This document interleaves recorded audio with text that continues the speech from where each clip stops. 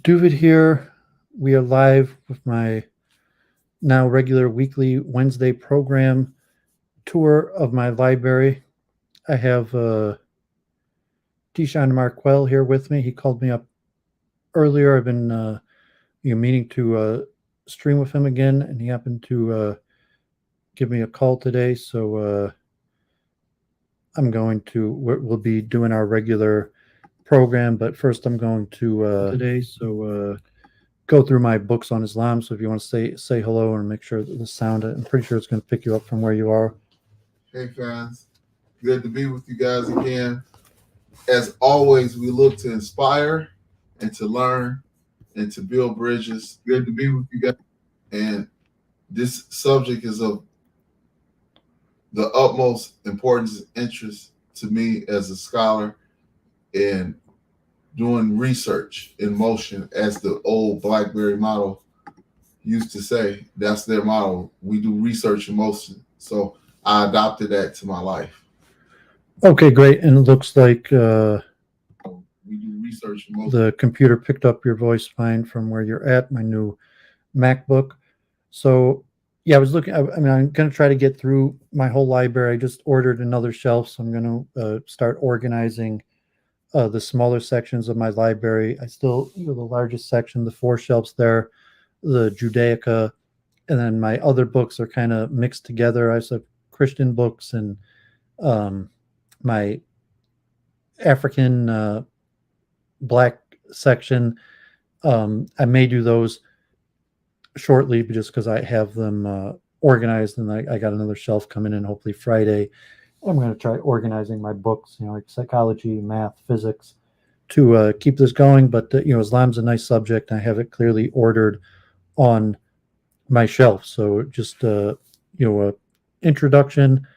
I never really researched that much about Islam till my early 20s. Like don't think I read a single book on Islam. I like the movie Malcolm X by Spike Lee. When I was in high school, it was one of my favorite movies. And in fact, in Brooklyn, I bought that movie. I liked that movie quite a bit. I watched it maybe tens of times. But I had a handful of from chess Islamic friends as a teenager, but not that much. So Muhammad Shalom, thanks for tuning in. So it was really when I got to Stony Brook University, I would have already been 25 after I day traded, been in Israel, that I had classmates that were Muslim, and it was specifically my friend Irfan Saeed, and there were other Saeeds Pakistani that informed me that they were descended from the Prophet Muhammad. And this one man I teamed up with in university politics, and he taught me a lot. He was a very educated person, and caught up in the Islamic world. And we teamed up for a few years and went to events together, and even mosques and interfaiths. And he became a member of Children of Abraham, that was defunded by Muhammad Ali Bar, who he met. Was the CEO of the Emirate Building Company, and they had a building in downtown Brooklyn. And but in Stony Brook, there were a lot of Muslims. And I was in the dormitory. I spoke to quite a few with Palestinian friends and various people. And I started investigating Islam. And then when I worked for the Department of Buildings, I mentioned last week, 2 weeks ago, when I talked about Freemasonry, a lot of books I got off the street. When I first started seeing books on conspiracy, actually anti-Semitic literature, God forbid, they were being sold on the street, mostly by some of them Black Israelites, some of them Nation of Islam, or various sorts. And in Brooklyn, in New York City, it's a pretty common thing to see people with books set up on street corners, especially like God forbid Lyndon LaRouche. So Lyndon LaRouche people set up with book stands, but not your such well-known like Nation of Islam sets up on street corners, Black Israelites set up on street corners, various groups set up on street corners, not necessarily like your mainstream Islam, mostly Black converts. And so I got some literature from them, but I through my friends in Stony Brook, I started doing interfaith and going to Islamic mosques. At that time, it was mostly Shiite, and then Deshaun here, interfaith here in Detroit. We've been to many mosques, and interfaith with Rabbi Dorit. I have on my YouTube here, and so I was always a big reader. So I'm going to try to jump right in and show my books on Islam. So I showed my books on Hinduism, and I have a whole bunch of books on Hinduism, and just set this like this. Okay, so yeah, I have a whole bunch of books on Hinduism, and God forbid, I think it's very in New York City. Exactly how I got involved with doing interfaith through Stony Brook, dealing with Muslims, and it was only kind of minor. Really, I just had one friend, and I did interfaith with him, and I didn't have that much connection to the Muslim community outside. When I got back to Detroit, started doing interfaith. Jewish community is pretty scared in general. You see rising anti-Semitism, and at the time, 10 years ago, the biggest fear was from the Islamic community. So there was no friends in the Orthodox Jewish community at all for me teaming up or going to mosque and doing interfaith. Downtown synagogue. We did some interfaith events with Muslims. And my friend Deshaun here, if he's dozing off, that's fine because he's works the night shift at Amazon. So we're going to talk after I show my books. It's not going to be that long. And he also has a lot of experience living in Detroit. Muslims are obviously bigger in this community. We'll talk about Rashid Tlaib, maybe Dave Chappelle, Black Israelites. But I want to cover my book. So just my introduction to doing interfaith with the Islamic community. And so the difference in New York City is in Borough Park, the Islamic community is literally neighbors with the Hasidic community. Church Avenue, there are hundreds of thousands of Muslims, and we're exact neighbors. We border each other on Brooklyn. By the time you get to about 39th Street, there's already mosques, and Church Avenue, there's tons of mosques. You see Muslims, women in hijab, and madrasas, and the main language on the street not being English, and it could be Pakistani, various languages. And so in Detroit, the Jewish community lives 10, 15 miles away from the Muslim community, mostly in Dearborn. So there's not much intersection between Jews and Muslims. So the Palestinians, when I was at University of Michigan, there's a whole bunch of Muslims there, and I had a lot of Muslim friends, and I went to Palestinian groups.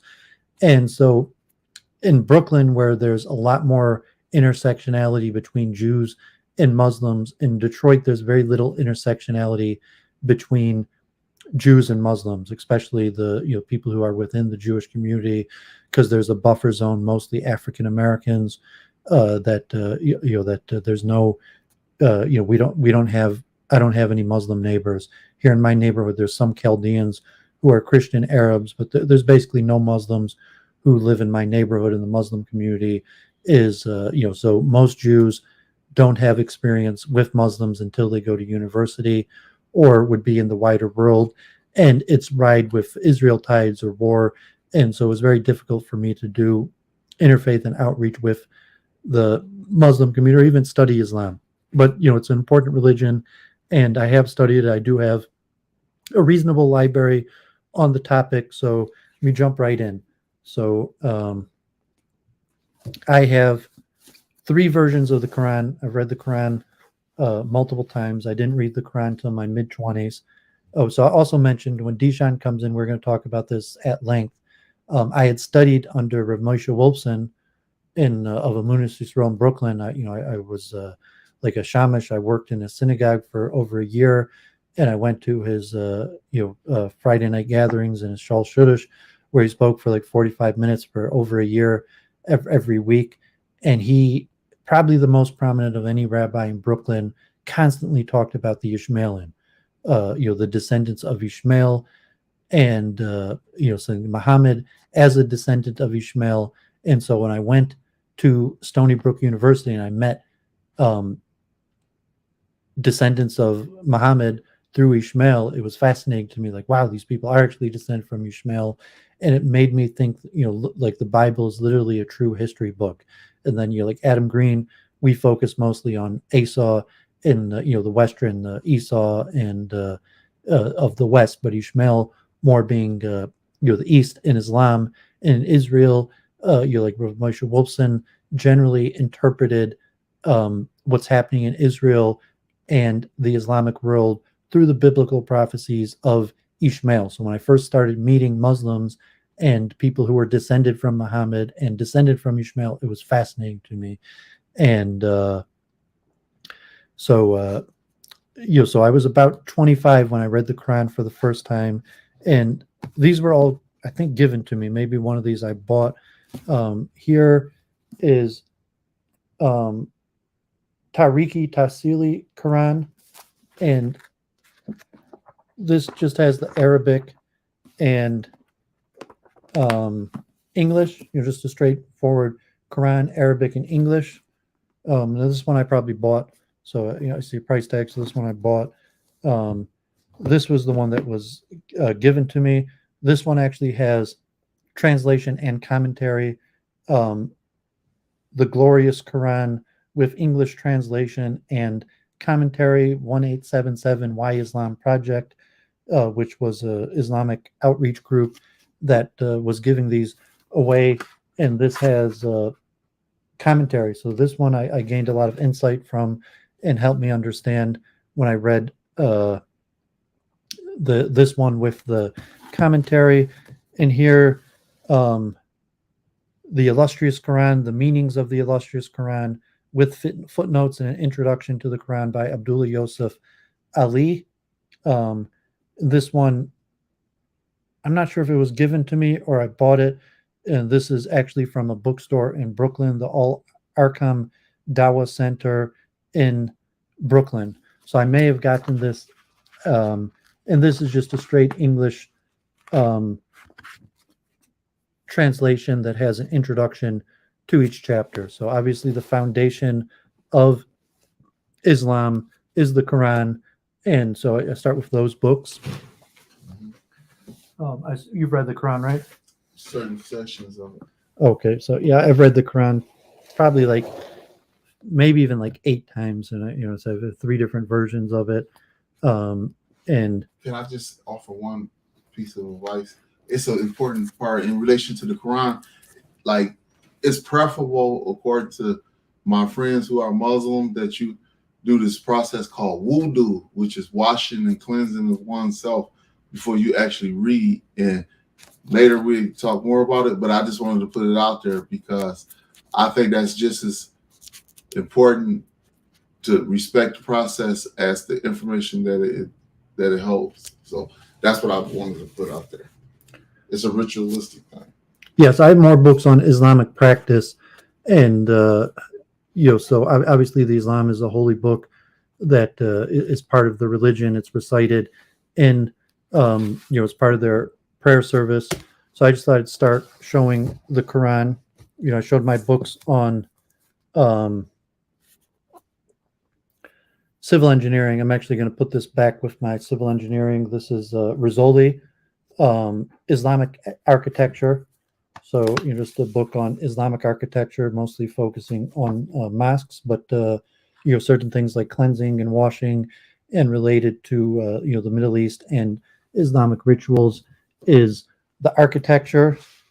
This book, I almost all these books, I got a handful of them that are related to Nation of Islam, African Americans. I got off the street, and I'll mention those ones when I do them. I got off the street. A handful I got from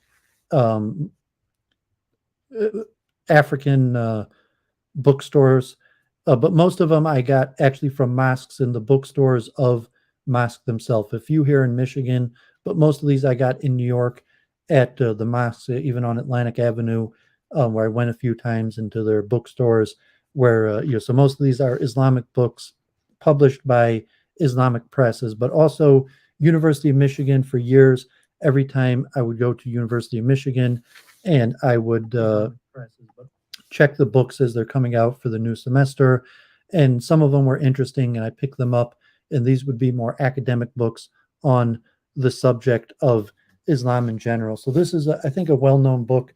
Uh, Thomas Jefferson, uh, Thomas Jefferson's Quran, Islam, and the Founders by Denise Spellberg. I think I got this at the University of Michigan bookstore. I read this a few years ago. I think I mentioned it to Claire Call. She's also, I think, read the book. And the Quran was already translated and known in the English language, I think going back to the 1500s, possibly earlier. And the founders of America were familiar with Islam. There were some original foreign affairs related to international policy where they had to deal in the question of citizenship. And Thomas Jefferson, mostly of note, had in detail read the Quran and had thoughts on it, and even questions of the likelihood that eventually Muslims would become U.S. citizenships and how Muslims would fit in. And Thomas Jefferson, like a Freemason, Unitarian Universalist, who didn't believe in Christianity literally, but so this is an interesting academic book. Politics. It's wasn't written by a Muslim, but is well known in the Islamic community, and just for pure scholarship to know that the Quran was known of in America, and the founding fathers had read it and thought about it, and even issues going forth like international diplomacy, making international relations with Islamic countries, Israel, and whether or how Muslims would be integrated into American society was already thought of. So I have Said Khan, the professor of Arabic studies at Wayne State University. I have quite a few of his lectures, and he's talked. We had those lectures about immigration to America, and he talked about Islam coming to America, Muslims coming to America, and generally Muslims came to America later than Jews, and there's much less Jews in America than Muslims. So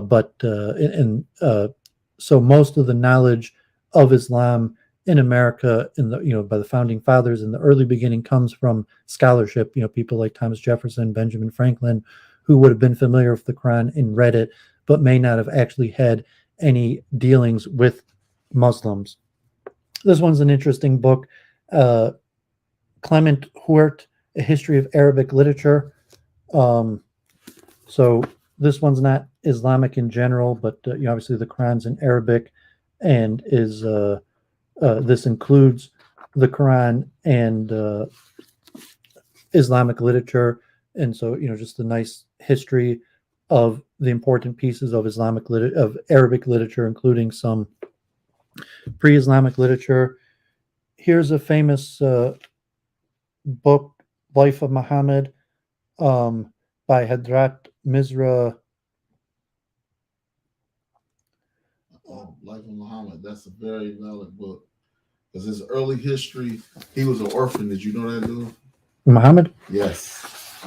Yeah. I've read quite a bit on.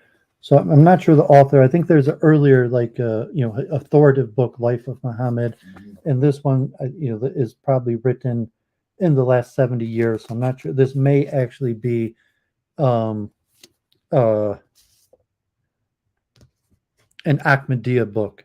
I have some books also from the Ahmadiyya Society, and mention the Ahmadiyya are more question their affiliation with Islam, and like the Hinduized or Indian version of Islam, but they have interesting books and do more outreach.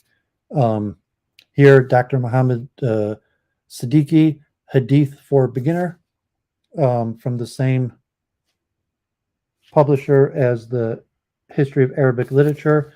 So the Hadith are a very key part of Islam. The post-Muhammad literature by his descendants and the leaders of Islam in the writings about Muhammad over the next few hundred years. So this is a nice introduction. There's also a nice book, Decisive Moments in the History of Islam by Muhammad Anan, by the same Good Word Books. So if anyone in the chat, Muhammad, if you're familiar with Good Words, they have interesting books on Islam. I guess so. This is probably Ahmadiyya. It's in New Delhi. So Good Word is probably Ahmadiyya, but they have very good introductory books on Islam. So, you know, it has the Arab siege of Constantinople, the Muslim masters at sea, the conquest of Crete, Sicily, invasion of Rome, uh, diplomacy, Charlemagne and Al Rashid, slavery, and so just a nice book. So this Ahmadiyya publisher, good word, but they have very nice introductory material to Islam. Here's an important topic. One of the things that interests me a lot is science in medieval Islam, because obviously, you know, people who know the history of science know that the Greek wisdom was brought to the West through Muslims, Arabs, and even like Maimonides, who was a Aristotelian, got the wisdom through knowing Arabic and Islamic text. And the golden age of Islam, science, like algebra, algorithm, many things in astronomy came to the West through Islam, and many of the developments from like 800 to 1200, the cutting edge of science was from Islamic scholars. So this book here by Howard Turner, Science in Medieval Islam. I think I have a few books on the subject. This may be the only one I have here in this area. This one's pretty interesting also. This is Muslims' Place in America Public Square, Hope, Fears, and Aspirations. It's edited, collected essays just talking about political and cultural issues of being Islamic in America. Here's the state of contemporary Islamic thought. This was a University of Michigan textbook, although it may be, I'm not sure. Abdelia Belkits, professor of philosophy at Hassani University in Casablanca, Morocco. I think I got this at University of Michigan. The State of Contemporary Islamic Thought, a historical survey of the major Muslim political thinkers in the modern era. So it talks about Tanzimat and the State of Reason, various schools of Islamic law in terms of setting up an Islamic country or Sharia law, Islamic government, dealing as a minority democracy, and shows, I guess, sectarianism and the various schools of modern Islamic law and their history and jurisprudence within Sharia law. Here, Shahih Muslim, abridged by Aftad, translated by Aftad Sharyar. So this is, I guess, a famous Arabic Islamic early text that was translated, and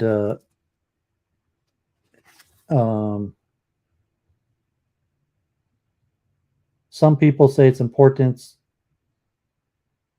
is next only to the Holy Quran and other books. So this is kind of like a Shulchan Aruch, a law book overview of what it means to be a Muslim, how to practice Islam. So it talks about faith, definition of faith, things like Dishan was mentioning, cleanliness, purification, ablution, how to pray, the Friday prayers, travel, funerals, charity, fasting, pilgrimage,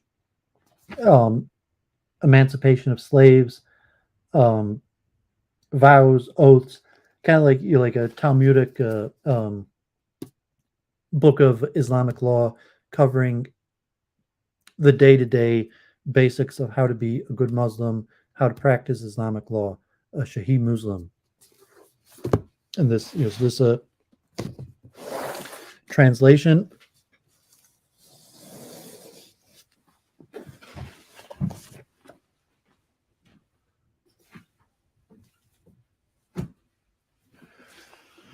Okay, so these books I got from French-speaking African bookseller who had a lot of Freemasonic stuff. He also used to sell the Protocols, the Elders of Zion, some Israelite stuff, Nation of Islam stuff, like all sorts of conspiracy material. He actually had really good books. And this he specially got for me. And like I was one of his best customers, even though he was a little bit counter-Semitic, and he was literally right there downtown. So like I would walk to from my office to the Department of Buildings like every day, multiple times. I'd pass this guy every time, and so we spoke a lot. Mishkat al Masaba, English translation with explanatory notes.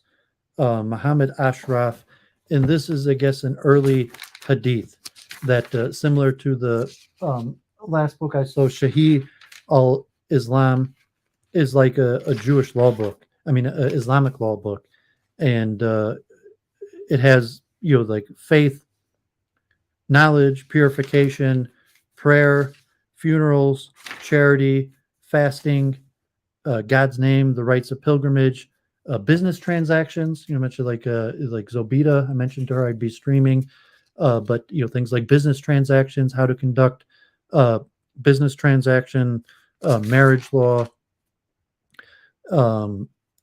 emancipation, slave law, retaliation, punishment. So very, like early Islamic. I think this one's a Sunni book. So the other one may have been a Shia book. This is an early Sunni book on Islamic law, and about 1,500 pages, and even talks about like dogs and food, general behavior, laws of war, speech laws, and Abu Bakr, like the fine qualities to learn from the early Muslims. So these were really great books. I remember I used to work in the Department of Buildings. I read these over a period of a few weeks on the subway and while waiting in line to do building permits. And like my heart just pounded reading these books. This Mishkat al-Masaba, you could feel the fear of God in the words of this. Just the importance of following God's law, and so these are from Pakistan. So these are specially ordered from Pakistan, printed in Pakistan. So these were really powerful books, meant for so I'm I did interfaith, respected Islam. I never practiced Islam, but those are more advanced books, that would be, for advanced scholars or practitioners of Islam. This is a really good book. This is a University of Michigan Dearborn teacher, non-Islamic, Sally Howell, Old Islam in Detroit, a history of Islam in Detroit. Very well researched, very respected among Muslims in Detroit. And obviously, Michigan Dearborn has one of the largest Muslim communities in the whole North America, and it has a long history. Ahmadiyya, I mentioned, were one of the first groups here. The king of Saudi Arabia had came to Detroit before Saudi Arabia was founded, and just has the first mosques, the nice 300-page book that has a nice, concise, but pretty full history of Islam in Detroit, and it's a pretty well-regarded book, Old Islam in Detroit. Sally Howell. I'm not sure if I have this autographed. I saw her speak live a few times, and even had a chance to speak to her. I think she's a popular speaker, and even though she's not Muslim, generally she's respected, and the book is renowned among Muslims in this area as being a pretty good history. So here, a practical guide to the mastery of Arabic, verbs, and essential grammar. I've worked on studying Islam a few times. I had, got to where I could get the alphabet, and now I probably wouldn't even recognize like letters, but I've worked on the alphabet quite a few times, and tried to pick up Arabic a few times. So just a book on Arabic. This is also an interesting cultural book, Transnational Muslims in American Society, and talking like globalism, and so Muslims coming to America, but their transnational origin of Muslims come from all over the world, and a lot of them are from communities where some of the members of their family or community have went to different places, like like London, South America, Australia, America, different places in America, and have like a internationalist type attitude, the retaining of their language and culture, and their culture kind of being like transnational, so to say, where there's elements of the culture being an American Muslim, but there's also elements to the sect within Islam which would be considered international, which possibly similar to Hasidic Jews. This is a academic book, University of Florida. The Historical Origins of Islam by Walter Williams. And I think this is an anti-Islamic book, maybe an Israelite book or African African book. I was speaking to these guys in London that had the channel, and that kind of gives African origins of Islam. Here's a bunch of smaller books. There's another interesting book, The Many Faces of Political Islam, Religion and Politics in the Muslim World, and it covers a few Islamic countries, Iraq, Iran, Pakistan, Indonesia, Turkey, and the nature of how Islam is practiced when you have an Islamic government. Here's an interesting book, Let the Bible Speak, that talks about Jesus, the view of Jesus, and the New Testament in Islam. Here's a summary of the early Muslim generation's belief. Just a small pamphlet about the belief system of the first Muslim generations. Well, this is an interesting book too. So here's another one, The Arabic Alphabet, How to Read and Write It. So this one I went through pretty in depth, and God forbid I forgot most of it. I attempted, I said multiple times to learn Arabic. So here's a pretty basic book, The Arabic Alphabet, How to Read and Write It. So here is The True History of Master Fard Muhammad, Allah in Person, by Elijah Muhammad. So I think maybe his father was the Fard, and he was his son, and the founder of the Nation of Islam. And it's actually here in Detroit. So this is their official publication of it's actually published in Missouri, but the official publication from the Nation of Islam on Master Fard Muhammad. And I think he's the father of Elijah Muhammad. I'm forgetting, read this book many years ago, Nation of Islam. I used to have Message to the Black Man. I thought that was a great book, and I'd given that one away. Here's more Ahmadiyya, True Love for the Holy Prophet, Ahmadiyya book. Actually got 2 copies of those. Here's an interesting book, Dajjal is Coming, which refers to the Messianic Second Coming, just a short pamphlet book of the Islamic beliefs of Messianic times, Dajjal. Another book of the Quran and the Old Testament, the Quran and the Hebrew Scripture, and there's some discrepancies between the account of Islam and the Hebrew Scripture. There's another short pamphlet, Christ and Islam. Obviously Muslims tend to believe in Jesus Christ and even raise him up to a prophet status, and is mentioned in the Quran, although reject the deity or Christianity in that sense. So just that's a popular topic. So in a lot of Islamic mosques, bookshops, they'll have books on the relationship between Christianity and Islam. A brief illustrated guide to understanding Islam.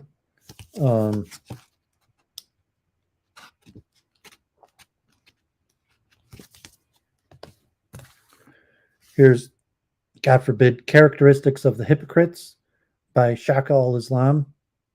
And this, God forbid anyone see me debate with Zobita. It's just like, hypocrite, hypocrite, hypocrite. And so hypocrisy is a deep-rooting and all-pervading spiritual disease. A person's heart could be overflowing with it, yet be obvious of it due to its hidden and subtle nature. Say generally within Judaism, hypocrisy is not seen as that grievous of a sin or even a sin at all, and hypocrisy is generally expected.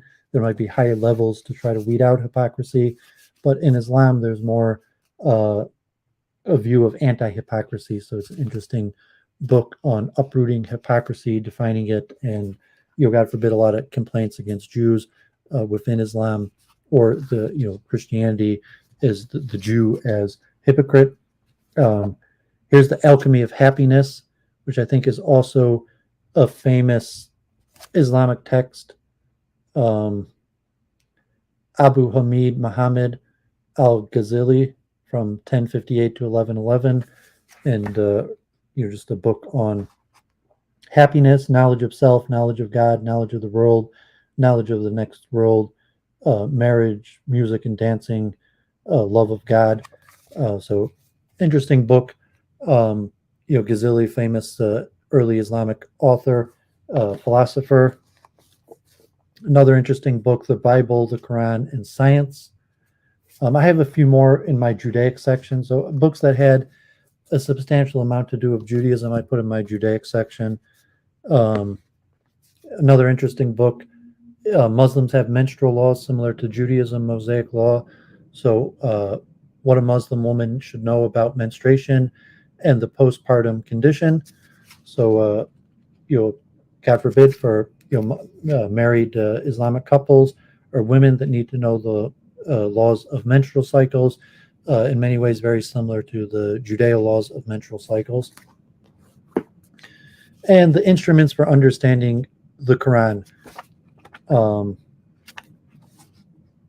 Just another introductory book on more on the qualities of a person from a religious perspective, not just like reading the Quran in its historical perspective, but the Quran as a vehicle to become a better person, to bring yourself closer to God.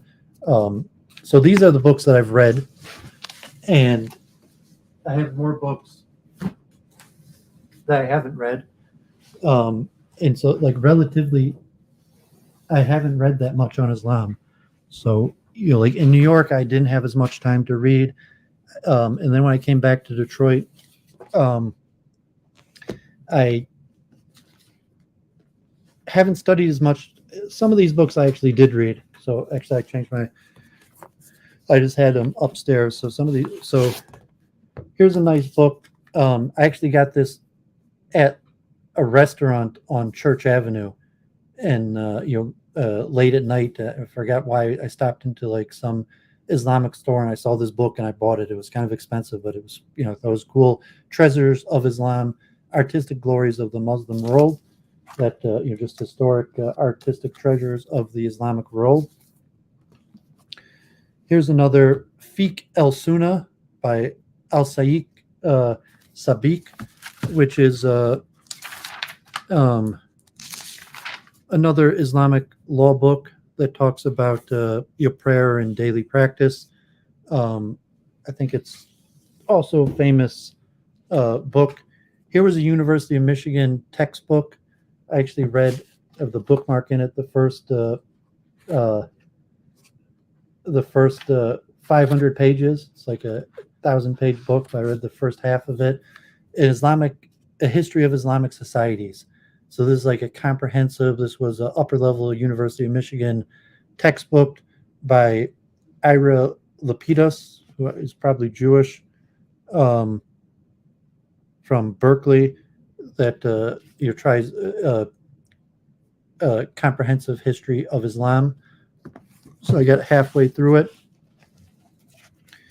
A basic dictionary of Islam, that literally a dictionary. Another Ahmadiyya book, Introduction to Islam. Some of these were from New York, so I actually did read these. This was a nice little book, The Most Beautiful Names of Allah. So I guess there's like the 99 names of Allah. and this is also an Ahmadiyya book, and it goes through one by one the various names that Allah is referred to by. Jihad in the Quran and Sunnah. So just a little 50-page book on quotes and collections about jihad in the Quran and the Sunnah. This one I also got in New York, I think on Church Avenue. Duras Salam, Global Leader in Islamic Books, Commanders of the Muslim Army Among the Companions of the Prophet. So a history of Islamic military commanders. And I think I may have read this one. I don't remember it. Here, 20 years of Islamic revolution, political and social transition in Iran since 1979. Academic book, Syracuse University. Islam, Barron's. So this is like Barron's Western Publisher, just a overview of Islam. I think this is a different book on the same topic, Islamic Rules on Menstruation and Postnatal Bleeding. Important aspect of Islamic law, just like in Jewish law. Pan-Arabism before Nasser, Egyptian power politics and the Palestinian question. Saddam's word, political discourse in Iraq. I have quite a few books in other sections too, just about general politics in the Middle East, that a lot of it doesn't really have anything to do with Islam. Here's Sufism by Mark Sedgwick, The Essentials. I put it together with my Islamic books, this University of Cairo Press. This one I've used quite a bit doing interfaith. This Ahmadiyya, the Muslim prayer book, kind of like an art scroll. It has the Arabic, the English, the Arabic transliteration, directions on what to do, when to do it, how to do it. So I've actually used this one quite a bit during Islamic interfaith, and I've done the Islamic prayers, tens of times. And so it's Ahmadiyya. I always point out because I got these Ahmadiyya books in New York, but most Muslims have a I don't know, negative view, but an all-inclusive view about Ahmadiyya in general. But it's a pretty good book. And the times I've been to Islamic services, saying it's a very handy book, like Al-Shafi's Rizala, Treatise on the Foundation of Islamic Jurisprudence by Majid Kaduri. So this is also a pretty good book. I read most of it and then didn't finish, but Sharia law and the origins of and practice of Islamic law. The Book of Language, Exploring the Spiritual Vocabulary of Islam with an introductory piece. So, kind of like Islamic mysticism, and it's a little bit of a dictionary going through, various terms. Another history book, Essays on the Religio-Political History of Islam, A Concise History of Islam by Hasanuddin Ahmed. This is also an Ahmadiyya book. Okay, so that's it. That's my Islamic library. So why don't I, you stay there. It should get you without. I got it clear. So I'll hand it over to Deshaun. So I'm trying to keep this topical. Mm-hmm. So if he starts, just giving his experience with Islam, maybe some of the books he's read. We did interfaith together with Rabbi Dorit in Detroit, and we've been to many mosques and sorry,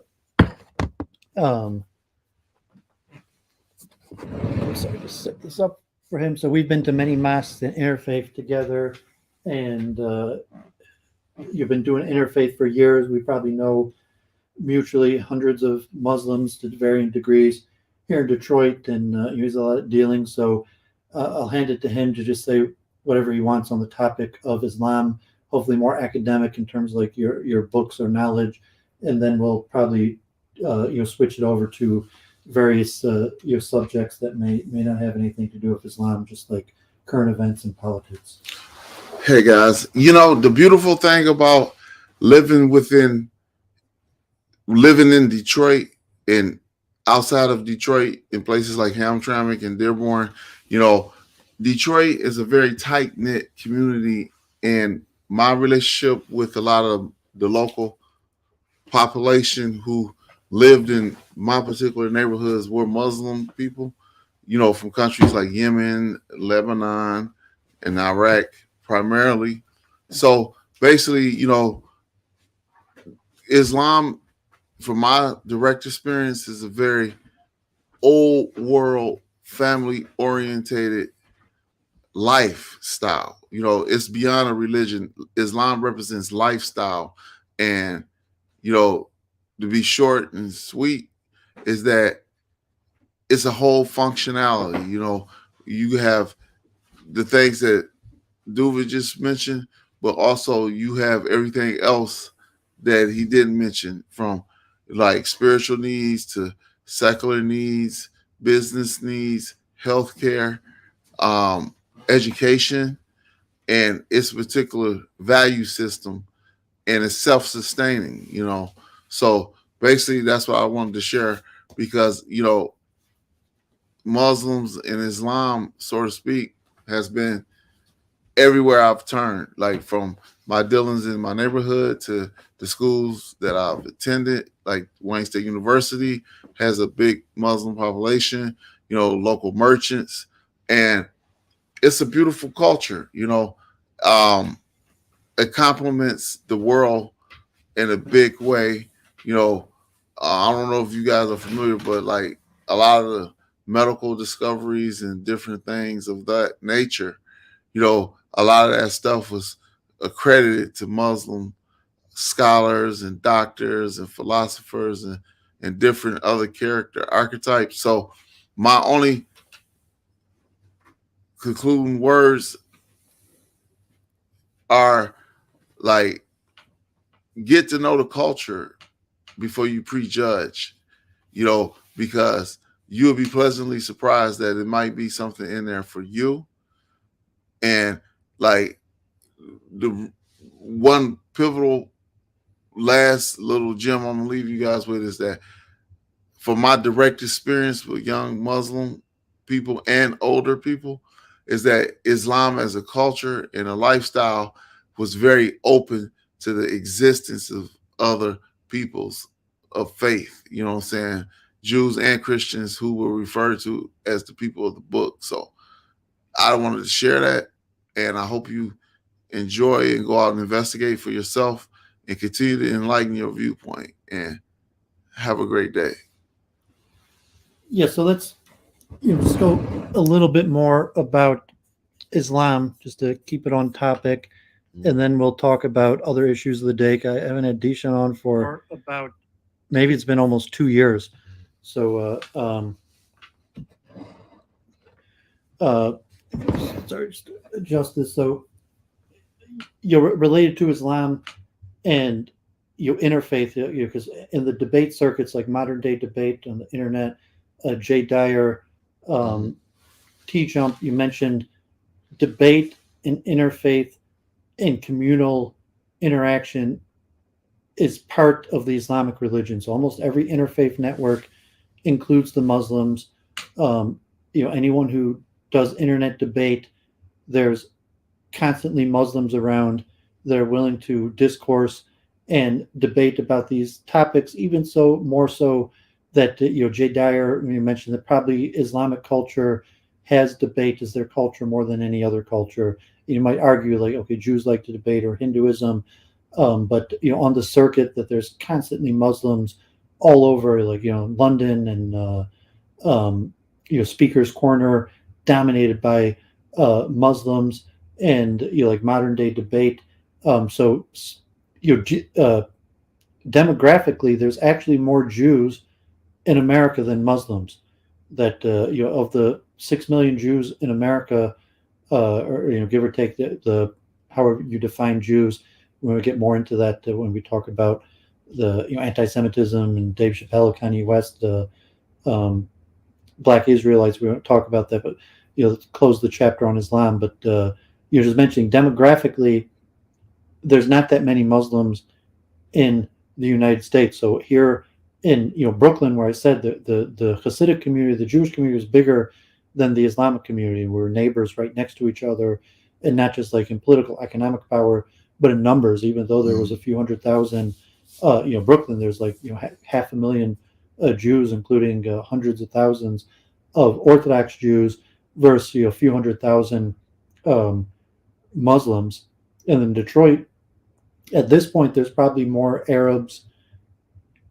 There may not even be more Muslims here in Detroit than there are Jews. Like within the Jewish community, like Oakland County, certainly, where there's probably close to 70,000 Jews, there's probably only tens of thousands of Muslims and Arabs, if you include Arabs of any sort. That maybe it's starting to outpace in Canada the number of Muslims and Arabs is already more than the Jews. But so that is an important factor you keep in mind with U.S. politics, Israeli politics, and the changing demographics. Is that the number of Jews in America is relatively stable. The number of Muslims is continually increasing. Here in Detroit, you have. Are you living in Highland Park now? Yeah, I reside in Highland Park. So there it's actually a Muslim majority at this point. So he's actually living in the only place in America that has a Muslim majority. In the city council, the Mayor Majewski, used to be a Polish neighborhood, is still the mayor. She remains popular among Muslims, but has mostly Yemenite immigrants and is Islamic. Like the main street corner is, you're more likely to hear Arabic. Most of the, the main street, storefronts have Arabic letters, and they've taken over governments, made national attention, because it is the first city in the United States that has an Islamic majority-controlled city council. The new mayor of Dearborn, Hamad, who's a young man, I actually have on my YouTube channel years back at like a Jewish Arab pan fighting hate when he was just a state congressman, is for the first time now a Muslim. But Dearborn is not majority Muslim, even though there's a huge amount of Arabs and Muslims. There's still blacks and whites, and that's not majority Arab or Muslim in Dearborn. Well, outside of the Middle East, Dearborn represents the largest enclave of Middle Eastern and Muslim people in America. Like anywhere else in any other big city, LA, New York, Miami, anywhere else, Detroit definitely holds the record for being accepting and having Middle Eastern and Muslim descended people in our town. And we're proud of that because they add a whole lot to the town. Like they bring a cultural element that, you have to literally travel to the Middle East to even experience something significant like that. And it complements everybody else. Yeah. So I was making the point that even Dearborn is not yet demographic majority Muslim, as where Highland Park is a much smaller area than Dearborn is. Here in Oakland County, as Muslims have been doing economically better, there's more and more Muslims. There's been fights in mosques and zoning.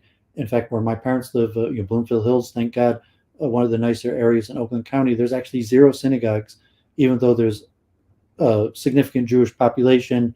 Very few are religious or affiliated. And but there's a mosque there that took over a former public school, and there's a lot of well-to-do Muslims. Was it Eagle Elementary, the school they took over? I don't even know. No, I think it's the Islamic Unity Center. Well, that's my old elementary school, and I heard about that in the media.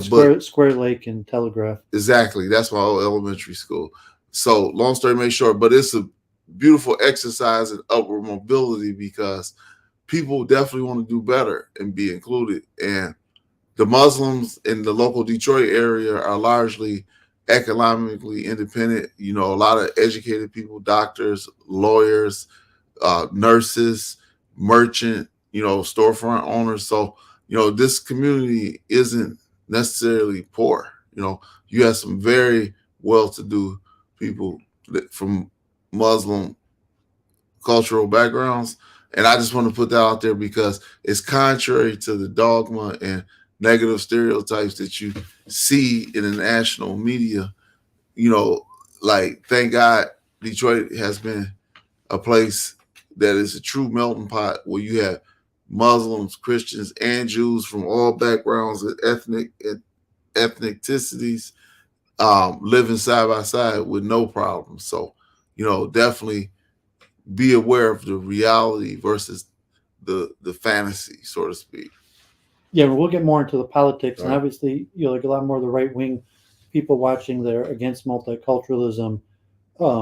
You're saying Islamic communities are usually within big cities and multicultural areas, and as Muslims push further into white areas, they have more issues with zoning, as you've seen, like the in Oakland County and various places, majority white areas still, that they have fought Muslims coming in and building mosques in terms of zoning.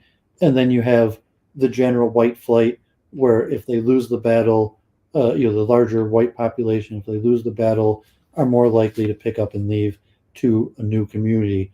So Detroit, as a majority African American, in terms also, Deshaun was mentioning about economic educational Muslims here in Metro Detroit.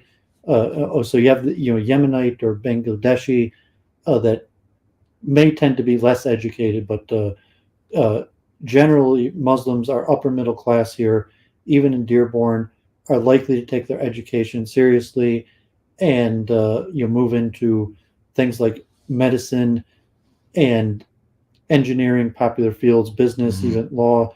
Although also things like gas stations, party stores, Chaldeans, the Christian Arabs, for a while dominated party stores. But here in Metro Detroit, you have some Indians, but Muslims then generally dominate the gas station business and even alcohol stores and various merchants. And we've talked about in the past on Mob Talk, and me and Deshaun mentioned the connection between merchant culture, and we talk like Jews as merchants, like Jews in banking, certain business aspects. But my claim is that the merchant culture is Middle Eastern, and Jews as merchant is more a Middle Eastern thing than necessarily a Jewish thing. And you find that Muslims, especially Arab Muslims, dominate all forms of merchant business, from like the smoke shops, party shops, gas stations, even luxury items like wines, grocery stores, various luxury goods. That is a very common profession for Muslims. And you mentioned like Judaism, there's a lot of within the religious tradition about being an honest businessman and being a merchant. But God forbid, immigration is a big issue. Like I've talked with Church of Entropy and Hinduism, as Duvid, I'll call myself even Hindu or have Hindu leanings, but I'm an American, a Western Hindu, and immigration is not my issue. But if you're an Indian Hindu American, the biggest issue facing you is largely immigration. And so also with Muslims, there's certain issues of discrimination, fair employment, and immigration. So if you're a Middle Eastern Muslim, the biggest issue facing them is largely fighting discrimination and immigration. So when Trump ran, there's a lot of reasons why Muslims would tend to be Republican, but similar to Jews and blacks, but probably even more so for Muslims, because immigration is such a key issue in the Republican Party. And even Trump, when he ran for office, one of the first things he did was the Muslim ban. And so, there are many reasons why Muslims may have supported Trump, but the fact that he wanted to do a Muslim ban on immigration, and then we actually, fought that. Me and Deshaun, I have on YouTube, went to, some rallies against that. Judge Goldsmith, who we both know from, synagogue, was one of the judge who ruled against deportations, and so we might talk about that more if we talk about politics. But you're Muslims who tend to be conservative here in America, law-abiding, law and order. No, that was Judge Irving of blessed memory, the former Judge Irving Cohen, who recently passed, refused to deport and criminalize a group of Muslim merchants and people who was just trying to give their relatives humanitarian aid in Yemen. He ruled against criminalization because even though they wasn't aware of the law, the intent was righteous. It wasn't any malice or subversive behavior that was behind that action. So he set a precedent, and I've known him since I was. Well, Judge Goldsmith also overruled part of Trump's Muslim ban of people. That was actually mostly Chaldeans and Christians, but who would have been deported. I remember. Now that you mentioned it, wow. But it's saying the immigration, if you're a Muslim in Metro Detroit, probably the biggest political issue is immigration.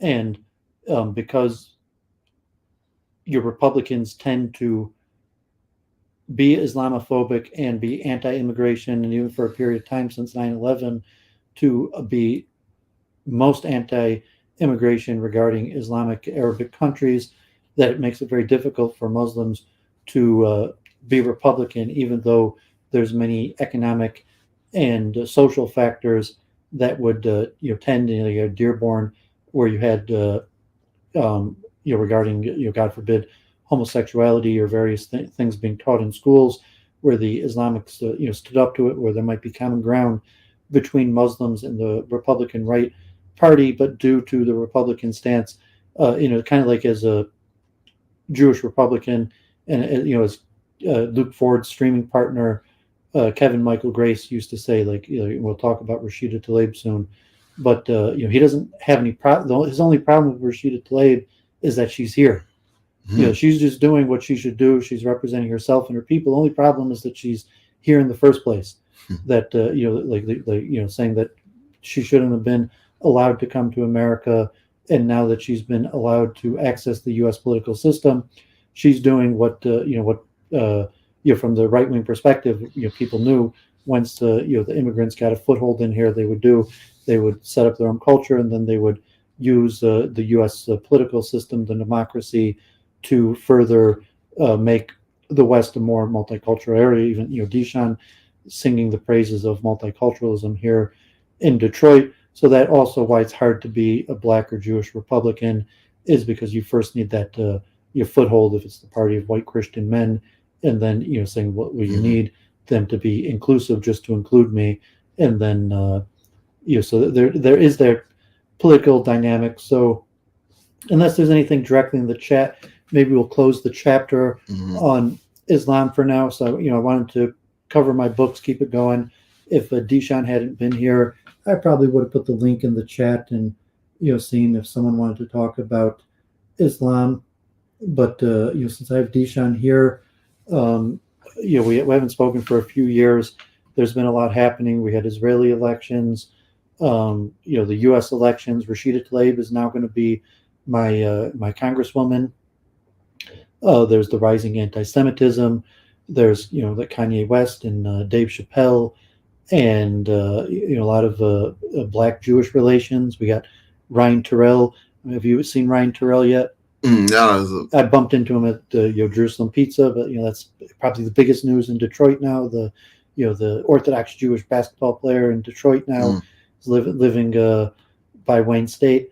So I'll hand it over to Deshaun. If you want to go 5-10 minutes, you could give a little monologue on your thoughts on as I mentioned, the Israeli elections, U.S. elections, the recent upspike in anti-Semitism and Black Jewish relations with Kanye West and Dave Chappelle, and whatever. So I'll just hand it over to you to ramble for a little bit. Well, my opinion, in number one, as far as the Israeli elections, I'm not really that familiar with the political system in Israel proper, but I do recognize that we having a return candidate which was Benjamin Netanyahu. He's back in, so to speak. But long story made short, it saddens me to see that there's so much miscommunication out here, and that a lot of the people that should be more responsible and educated on these particular issues aren't. And ignorance isn't bliss, because ignorance is dangerous and it destroys on all levels, from the lowest levels of society to the upper echelons. And I just think, without pointing the finger, I'm going to cast the net over the whole situation and just say that I wish people would invest in facts and education more so than assumptions, because it's unfair for those that have gained success and wealth and privileges that the average person will never access, to sit up here and be ungrateful to the point where they would try to pit people against each other politically for their own selfish gain. I just think that's the height of irresponsibility, because when you attack people when they're vulnerable, it's a testament to your character, how bad of a person that you really are. And I just want to make the reference that strong men and women overcome adversity and educate themselves and do better. They don't blame others. So on that note, I'm gonna give it to Do It, but that's my thoughts on the whole situation, because it's not going to render justice to anybody to singularly point the finger at one person. This is a political sickness, so to speak, and we have to cure the disease versus diagnose the symptoms. Well, we could do this topic by topic. So I was going to let you, say on all those, but we'll just do it topic by topic. So, related to the Israeli elections, you have the right wing, possibly a new coalition that, the Orthodox have been out of power, and the new rise of the neo-Kahanist of Smotrich and Ben Gvir, and interest. And my understanding is saying, what Deshaun was saying, like, no, that's just how democracy works. And elections are about winning, and to somewhat you have to do what you have to do to win. And if divisiveness is the method used to win, the only people in office will be the people. And when you have, like I said, a lot of these things are zero sum. It's like multiculturalism versus nationalism is zero sum. You can't. There's no real compromise. Either it's going to be a majority European white country where those norms dominate society and the law, or it's going to be multicultural. There has to be a winner. There has to be a loser. Mm-hmm. You might have some, form like, I've tried like emirate system or division that would have certain areas that are more preferable to other things, but it's basically zero sum. And in Israel, it's also like that in terms of secularism and orthodoxy. If it's going to be a Jewish state, and so the new coalition, we were talking, we might get into that later also, but about conversion. So say the new right wing, they want to go to war against the reform. They want to roll back all of the recent changes under the last coalition with conversion. So all the non-Orthodox converts that were accepted over the last few years, they're going to be rejected. Possibly more apartheid, more pushback on Arabs, and because law is zero sum, so politics is a win or lose. And if you have a different vision for the country, you have to use divisiveness, and that's what we see in the U.S. system, where saying like racists are evil, and then that it has to be win or lose. So if you like immigration and various issues, like I mentioned, there's a lot of reasons why I would be right wing. A lot of minorities would be right wing, socially and economically. But there's the ethnic component, and saying that it's the party of whites. The Republicans, at least majority, over 80% of Republican voters are white. Possibly borderline 90% and Christian, and as a minority in that party. And Israel's even more so, where you have the issues of Arabs and Orthodoxy. And it's going to be big issues there. And we'll see how that moves forward. Netanyahu has had problems making his coalition, because his three main partners of the Orthodox parties and then the new nationalist, Dati parties that are making a lot of demands, and presumably Netanyahu will figure a way forward on that, and it might be a stable coalition for a few years. But whoever gets those posts, they're going to do something with it, and they're going to go to war against Reform and secular Jews. The Orthodox are going to be back in power, and the first thing they're going to do is roll back everything in the last few years on conversion, everything like the Kotel, gender egalitarianism, and all these things, and that because it's zero sum. So like elections, you're saying like Trump or something. A lot of Republicans didn't like Trump, but he won, and then he was able to make those appointments on the Supreme Court, and now we're feeling the effects of that, like abortion and possibly other things where you have the Supreme Court. In Israel, you're going to see that even more so, because the culture wars in Israel, they're huge at stake in terms of nationalism, the role of Arabs in the country, and the role of Orthodox Judaism. I'll let Dishan make his final points on what's happening in Israel, then we'll move on to the U.S. elections. Well, in my opinion, and as a political scientist myself, I don't think that's necessarily good, because I do know a lot of people across the aisle, and Israelis in particular, are not happy with these developments, because the common man and woman on the street just want to have a system similar to ours, to be able to be democratic, good healthcare, employment, access to education, and to be able to travel and move freely.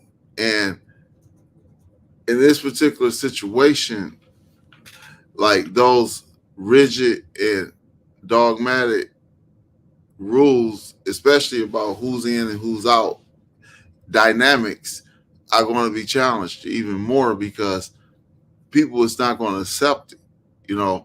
Like, it's a God complex, in my opinion. Regardless of what your belief is, pragmatically, it's doomed to fail, because nobody is going to accept second-class treatment and coexist with anyone. That's just humanly, socially, economically, politically. It's 100 different reasons I can say that that's not right. Yeah, but that's the point about politics and why it's divisive. See, if you have the power of the government to enforce it, it would say, well, no one's going to accept it. What are you going to do? You're going to revolt. You're going to risk going to prison. You're going to risk being killed. And so elections have consequences in the culture war. So it's like, like abortion. No one's going to accept, like what happens when they start throwing people in prison for abortion, like they do in, some other countries, and say, okay, well, people might revolt, but at the end of the day, elections have consequences. The law changes, and when just like racism, then switch to racism is unacceptable. You're going to lose your job. You're going to face consequences. You're going to be kicked off of social media. You might not be able to bank. But you'll be socially ostracized. Well, and the force of the government, the force of the government, like civil rights movement to equal rights. Like I was talking on Mop Talk about Jesse Jackson back in the day, like civil rights, to now the civil rights basically have the full force of the government. So back in the day, people didn't want to accept being mistreated, and the government favored a white majority. So if you were being mistreated, you had to risk imprisonment, possibly death, and that the government would do nothing to help you. To now at the point, if you're racist and discriminate, you could use the government. You don't have to make protest. You could use the government to enforce the new cultural wars. That's why elections are so divisive. Cultural war, I want to define this like economic race. It's a race for a shrinking pot, as you said in the past, your words. Control the government. Because economics is related to, you could have money and be on the losing side, and the government could slowly redistribute wealth. But the more the enforcement of the law and the control of the government, like if, which protests you're going to crack down on, which laws you're going to enforce, and so elections have extreme consequences, and the culture wars are real, and a lot of them are zero sum, like abortion. You could say there's a middle ground. You could try to, but the way it's basically zero sum. Some states are going to have abortion legal, some states are going to have it illegal, and if you're in a state where it's illegal and you risk going to prison, and versus if you're Michigan, if you're anti-abortion and you try to stop someone of an abortion, the law will favor the abortion providers, and that's why elections have consequences and why it's so divisive. Well spoken. Like, if you have general comments, that was in relation to Israel, because these culture wars are of a different nature in the Jewish state, where you're talking who defines Judaism and the Orthodox. Should Israel close down on Sabbath? Can you put someone in prison for opening up their business on Sabbath, or kosher, or various Jewish things? Who gets to come into the country? And so as Jews, there's huge value in things that are really of no importance here. It's just a voluntary aspect of Jewish life here in America. But in Israeli elections will have a huge difference in the culture wars moving forward. Right. What is Judaism? It complicates. Who is a Jew, and the enforcement at the state of the government. Well, it complicates matters in the sense that I know for a fact that at least an overwhelming majority of American Jews do not support the actions of the right-wing state in Israel.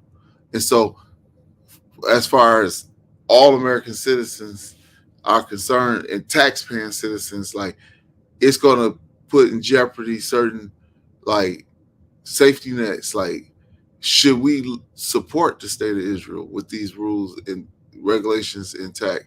I'm just saying, all politically educated people is going to think, like, what usefulness do they serve? Yeah, but what choice do you have? I'm saying Israel, and I'm saying in relation to, like, now, if they crack it down and making all these rules, then that's going to win people over to the Palestinian side, and certain people are already there, like humanitarian wise. Like, that is a humanitarian nightmare if I've ever seen one in my life, irregardless to what is what and what people say in the rules. I'm just saying from a humanitarian perspective, like, we want to be a little bit more civilized in our approach, and it shows a lack of political sophistication when you have extremists taking power and implementing rules and regulations, even though they may think they're right. And some of it may, but still, that doesn't make it practical. That's all I'm saying. Yeah, but extremism is a relative term, and democracy, you're saying, like Hamas, you're saying, well, if you have elections in Gaza, they're going to vote in Hamas. Even if you have elections in the West Bank, they might vote for war.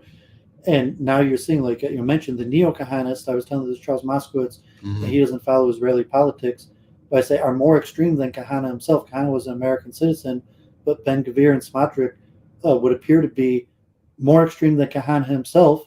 And you say, well, Kahana was extremist. He's like, no, those guys are going to be ministers in likely Netanyahu's government.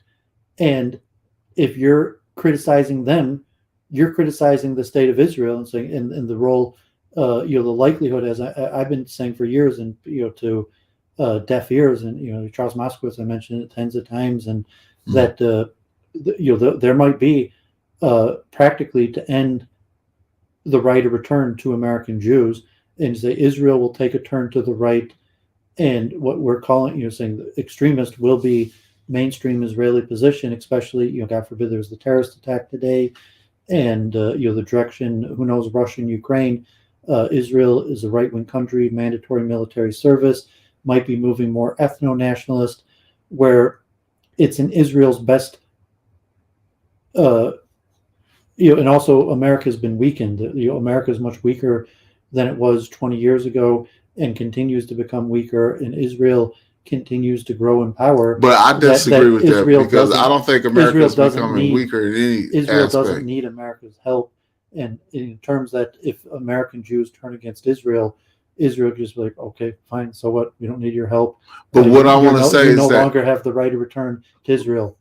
Right, they can do that. But also, it's so far from the original mission because people like Moshe Dayan said specifically out of his own mouth at the first major conflict and war that occurred, he is like, we're not here to be better than our fellow Arab people. You know what I'm saying? Like, he wanted to give them full rights to citizenship and all the amenities right after the war happened. And for whatever reasons, things didn't matriculate down.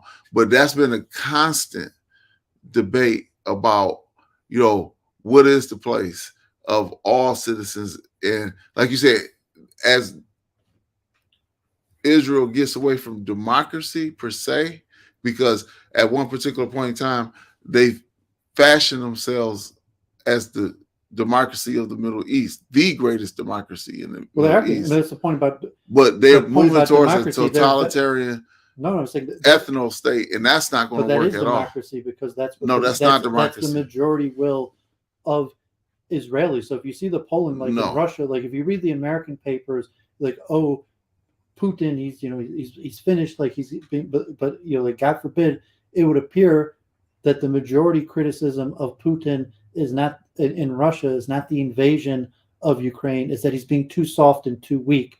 That people in Russia, they want Putin to go harder and fight harder. And so the same in Israel, from the American critique, it would appear like, oh my God, like can you imagine what Israel's doing? They have to start backing off. But actually it's the opposite. The majority of Israelis, the critique is that they're too weak. And so we say like Hamas is the result of democracy, and a right-wing Israel and an extremist Israel is the result of democracy. The polling is clear. That's the will. I mean, there's a sizable element of leftists, but the polling is clear that the majority of Israel is right-wing. I get it. They extreme. I see what's happening on the ground, and they want to go harder on military and violence, and saying they're only being, saying they've been going weak because the American Jews and Biden and the administration, keep, they want to stay in good with America, but the majority of Israelis, the critique is not that they're going too hard, it's that they're going too soft.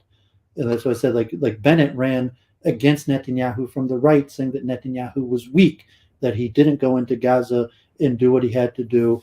And now Netanyahu will have a coalition of Haredi and right-wing people, and like Saudi Arabia, if Israel continues the Abraham Accords and makes deals with more totalitarian right-wing countries in the power struggle. We like to think that we're more powerful, but or the state of America, but to be objective and to say, I mean, personally, I'm pretty sure America's on the decline. So with that theory being put out there, Israel has more power. What I want to suggest is with what you just said, unfortunately, that sounds like if they become more militaristic and totalitarian, then they're moving in the direction of a North Korea, pretty much, because the regular civilized world and what people, no, I'm just saying not just America, but you got the UK, you got other places around the world in South America, Africa, like any person of good conscience and open-mindedness is not necessarily going to agree with their position. And yes, you can become an island in the middle of an ocean, but it's going to fare not well with that type of leadership in charge, because people will, it justifies everything that people fought against, like BDS, boycotts and divestment sanctions, and the list of things that go on with that type of movement on the ground, like anti-Semitism, innocent people get assaulted and hurt and grouped into that type of category. And I think in particular, it's not fair or right. And so we have to keep the levers of communication and open-mindedness open, because I think it's individuals forcing a will on the masses per se the masses requesting those services. I will find that a hard one to swallow. Yeah, it's protectionist issues in philosophy. People want to feel protected and safe and all of that. But my teacher in particular, who was a decorated Israeli soldier woman, went contrary to that ideal. You know what I'm saying? I won't mention her name, but she was from Haifa originally, watched the development of the state and all this evolutions and incarnations, and she was like flat out no. You know what I'm saying? So I used her as an example, and she's in the military. You know what I'm saying? Lifetime member. We'll probably circle back around, but just because we still haven't got to the U.S. election and culture wars here, but you just say that what's in the best interest of Israelis does not match what's in the best interest of American Jews, and generally what's in the best interest of Israelis appears to be a nationalistic ethno-state and strong hardline, and what's in the best interest of American Jews is multiculturalism. And then to put it on, who does Israel want to be like in terms of a world power? That's more an American perception. Israel wants to thrive and get ahead, and Israel's going to have to do what's best for Israel, and what that means for American-Israeli ties. Certainly Netanyahu back in power, especially with his coalition, is going to be disaster for American-Jewish relations. In terms of Ben Gvir being put in power, it's likely he's going to have to be given a ministry position. The American-Jewish positions are, basically saying like you can't do it. The Biden administration, and my impression from the state of world politics is America doesn't really have the power to pressure Israel at this time. And then also, the stated affair that Smondrick said he wants to go to war against the reform. And the people running, the people who are going to be put in charge of the religious ministry have openly stated that their goal is to go to war with the reform and for the definition of Israeli Jewry. And I've been saying this for a while, but we get off this merry-go-round because we got a lot of other stuff to talk about, that I think the right of return will soon be put in jeopardy due to this. And it's probably a good thing. Honestly, I think it's a good thing for Israel and American Jews to end the right of return. Just to say like, well, and a lot of Israelis agree. If you're American and you want your lot here, then you don't need the right of return. And the majority of Israel's political difficulties with Palestinians is because of the right of return to American Jews, and so these culture wars might speed up the process. But so right now we got to wait and see. Netanyahu has failed to make his coalition. More of these right-wing people are not American citizens, are not English speakers. Ben Gvir is Iraqi. I don't even think he speaks much English. Smodrick was supposed to come to America. He speaks okay English, but you're talking Israeli society where like Netanyahu coming back into power, that was educated at MIT and raised in America, but the new Israeli elite are not going to be English speakers, and they're not going to want to listen to American Jews who don't even speak Hebrew trying to tell them what to do. But so let me dish on the final points on this, because you're a lot to cover with it. We didn't even get to American politics yet. Well, I would say my personal viewpoint is that I'm hoping for the best, that intelligent thought and conversation dominates the show, because we really don't need no missteps that could jeopardize all of us. So that's what I want to say.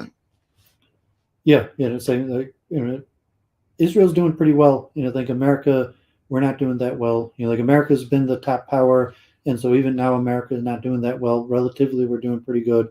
And Israel has like terrorism and war constantly, but despite that, economically, military, they seem to keep on increasing, and their dependency upon the diaspora is becoming less and less, and that's what you see with less and less English, less and less people that are educated in the West or even that we had Lapid as prime minister that really just didn't speak that good of English. But saying didn't matter. Doesn't matter that do you need the prime minister of Israel to be someone who could communicate with the West and maybe even shifting alliances with Russia, where you could see scenarios that maybe we'll even talk about Russia Ukraine, how long we'll keep this going, but that Israel could necessitate for their strategic interest siding with Russia, which to some extent they have been doing since this conflict. So let me let Deshaun talk about his thoughts on the U.S. elections. He's not in. I think he's in. Um, uh, what's the name of the Indian guy who's now your congressman? Slipping the wealthy man who ran for governor and ran for Congress. But no, my congressperson is, I think, Rashida Tlaib. I'm still in her district. Okay, so now like the Republicans barely eked out a majority in the House. John Jones, the only African American representative from Michigan, will be the Republican won. John Jones I didn't know Macomb County, where my dad's doctor's office is. Rashida Tlaib will now be the congresswoman of part of Detroit and Southfield. That includes Yeshiva Beth Yehuda and the Young Israel, and it's going to be interesting having Rashida Tlaib in power over the large section of the Jewish community, and overall Michigan, Whitmer and Dana Nessel and Benson, won national. The Republicans I mentioned, to Charles Moskowitz. Just if you take the racial demographic change keeps on changing, and it could make the Republicans weaker and weaker moving forward. That that they might even have a turmoil if the racial demographics where Republicans end up de facto becoming the party of white people. That moving forward, what's going to become of politics? Could you even conceivably have the rise? So I don't vote. I'm libertarian, but let me hand it over to Deshaun to give his full opinion on U.S. politics in the election. Well, the midterms, in particular in Michigan, is the state where I'm from. It's clear evidence that the people want something different, because I think everybody is searching for peace and balance at this particular point. Michigan in particular is a woman's state. Women have power in Michigan. All the top positions. Sri Thanadar, sorry to interrupt. Sri Thanadar is the Indian businessman that is the other congressman in Detroit with Rashida Tlaib. Right. But it's an overwhelming majority of women in power. Rashida Tlaib, Jocelyn Benson, Gretchen Whitmore, Dana Nessel, Alyssa Slotkin, all the top Democrats won their positions. And going into the presidential election in 2024, I think it's going to have a significant impact about the future of the country. I think that Biden, in particular, I didn't believe in him first that he had any chance to win, but he might end up getting a second term, because these new policies and turn the country back from where we were 2 years ago, it's going to be an ongoing process. I don't think people is going to be in a hurry to have a return to what just left office. And I think Trump at one point in time was very strong, but politically at this particular time in history, he it seems like he's just starting to hit a decline. He was very strong, and he might be the number one Republican candidate in 2024. But it's interesting to see what's going to happen. And I'm just judging my opinion from the Michigan elections and how things in places like they flipped Georgia, was it Arizona? The Democrats took seats out of the Senate. Yeah, Arizona. Yeah. So, that particular pattern is a political wake-up call, so to speak. And it's anybody's game. but I do think that the majority of people is understanding the nature of the system since the pandemic, you know, and I think that people are going to lean more pro social policy, you know, versus economic addendum, even though Trump did some, in my opinion, some very good things while he was in office. You know, like we have to highlight the good and the bad. Like the stock market was strong. He allowed pandemic monies to be spent for working people. So those are the highlights, but I guess majority rules. And that's what I'm saying. Like the majority of people is not going to think about what he actually did well. They're going to look at what went wrong. And, you know, aside from the party loyalists who never is going to vote or be under any type of consideration whatsoever to even lean in his direction, like those numbers are going to be challenging going forward. Yeah, I mean, people who follow me know I'm pretty down on the U.S. system and libertarian, and it's tough to know. I definitely follow it. It's going to be very interesting for the Jewish community having Rashida Tlaib as our congresswoman. How we're going to play that. Michigan now has a Democratic House and Senate, and there's actually a budget surplus. So, what the Democrats will do with it, involve chess coaching, Detroit public schools.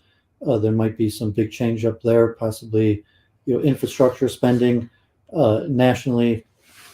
I see America becoming more and more divided, and it's tough to see that changing. Although, economically, like God forbid, it could be we're in for bad times. I'm, generally fiscal conservative, and the problem of deficits and the crisis of incompetency, where basically, I think we have problems with competency across the board.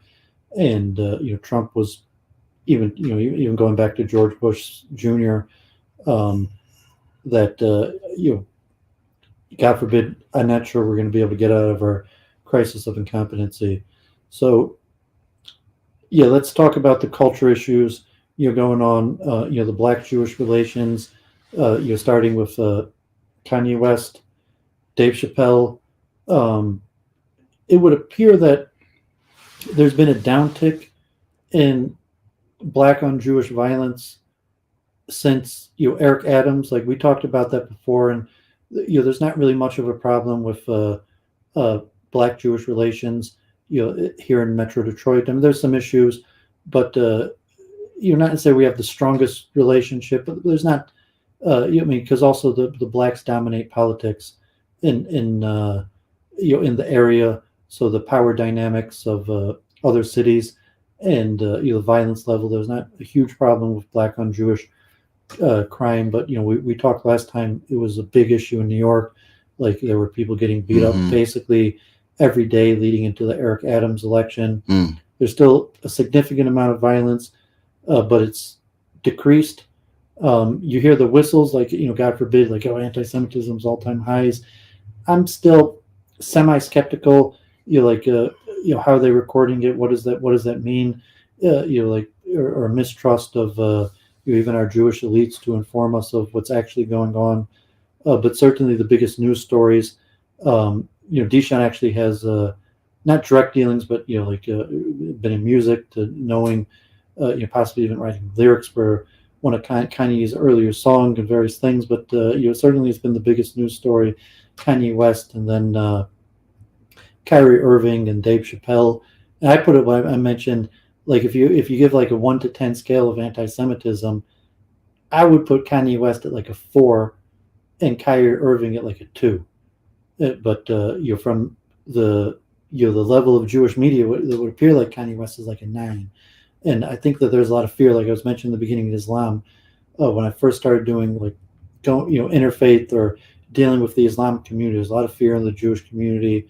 At that point, like Islam, that people were, after 9/11, when I first started getting into it, and people are like, oh, you were in a mosque, they're scared. You're like, oh, like God forbid, someone's going to commit a terrorist attack, or that I could be a terrorist even. Just I was involved. But now I'd say the shift in fear over the last decade since like the knockout game has been from black on Jewish violence. And you had, God forbid, the black Israelite shooting up of the kosher store. There was a big story, God forbid, in the Hanukkah massacre. But just the regular violence, beatdowns of Orthodox Jews, mostly in New York, who live in African American areas. Even though the Orthodox Jews here, like I live in a majority African American area, I've only heard maybe one or two stories of black on Jewish violence in the last few years. It happens occasionally, but it's not like in New York. But like the fear level of Kanye, like okay, is DEFCON 3 on the Jewish people?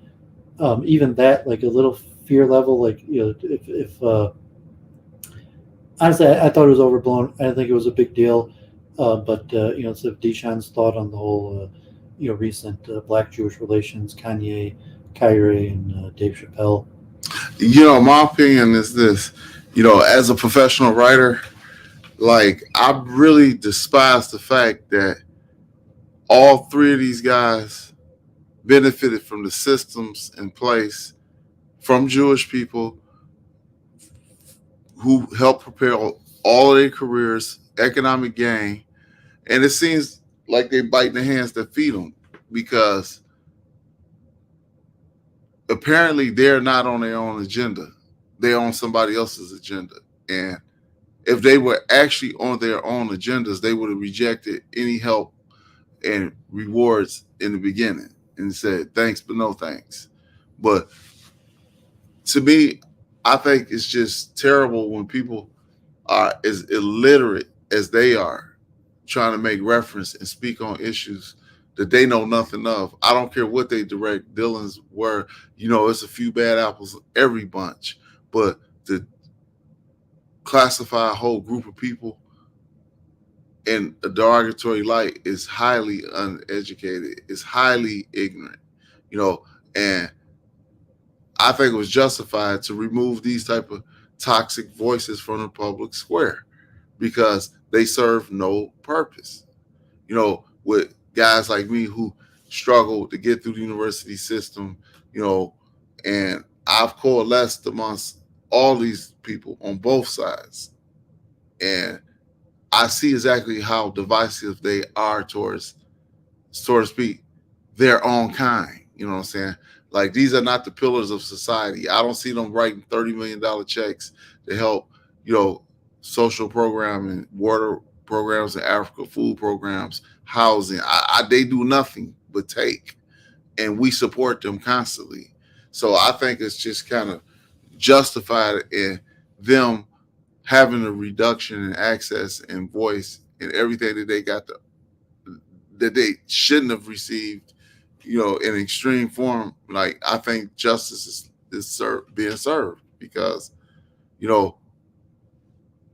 when they're just entertainers. I mean, if you're saying as the Jewish community, I'm saying if they start saying that we should go after them, as their presence in society as influencers, I don't think their influence is merited. You know what I'm saying? Like they political ideals and voice shows that number one is rotten and useless, and that's just my take on it.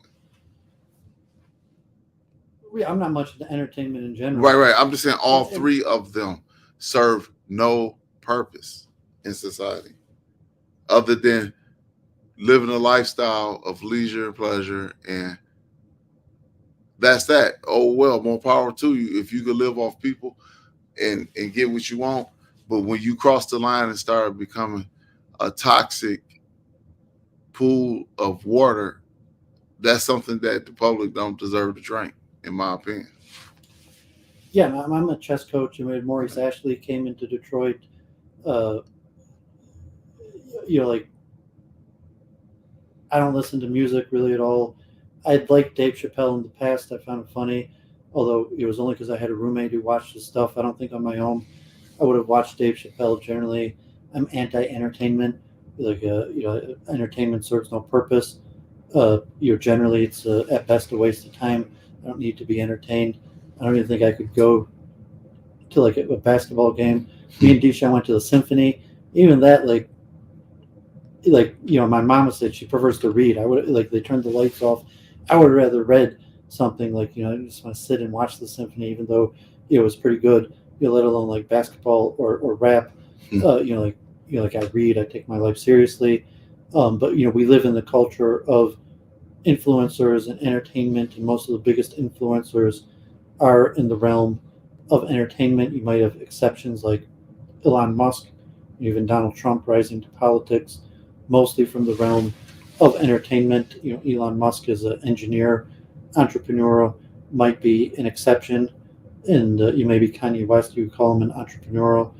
Um, but there's the relation to the Black Jewish relations, where how good are the Black Jewish relations, and are the Black Jewish relations dependent upon entertainers? And the certain level is Kanye right? Do what level do Jews play in black entertainment management, sports? Certainly Bill Davidson, owner of the Pistons. Now it's actually an Israeli Arab who's the Goraz, who's the owner of the Pistons, but senior management still today, ownership of the Pistons is. But let me make a largely Jewish. very important Dan point. Gilbert.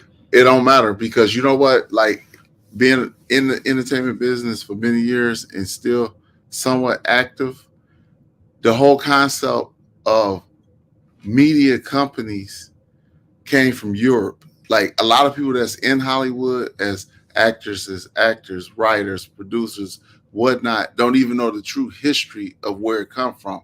The majority of all major companies started by a group of moguls that were living in a 4.4 mile square radius in what is now known as Ukraine, out of Odessa. So from day one, the day players, because it was nothing to do with unemployment was so bad at the time, people had to find something to do. So it was a little thing called the Yiddish theater that people started spending their time with, doing these like plays and ancient Greek tragedies and all of that stuff. So this is what the modern entertainment industry morphed into when people actually left the Ukraine. I'm giving you a abridged version, and came over to America. All these industries like Broadway, the Yiddish theater morphed into Broadway. The silent films became motion picture industry, like records and recordings became the modern music industry. So yes, that structure by and large was all Jewish people at one time.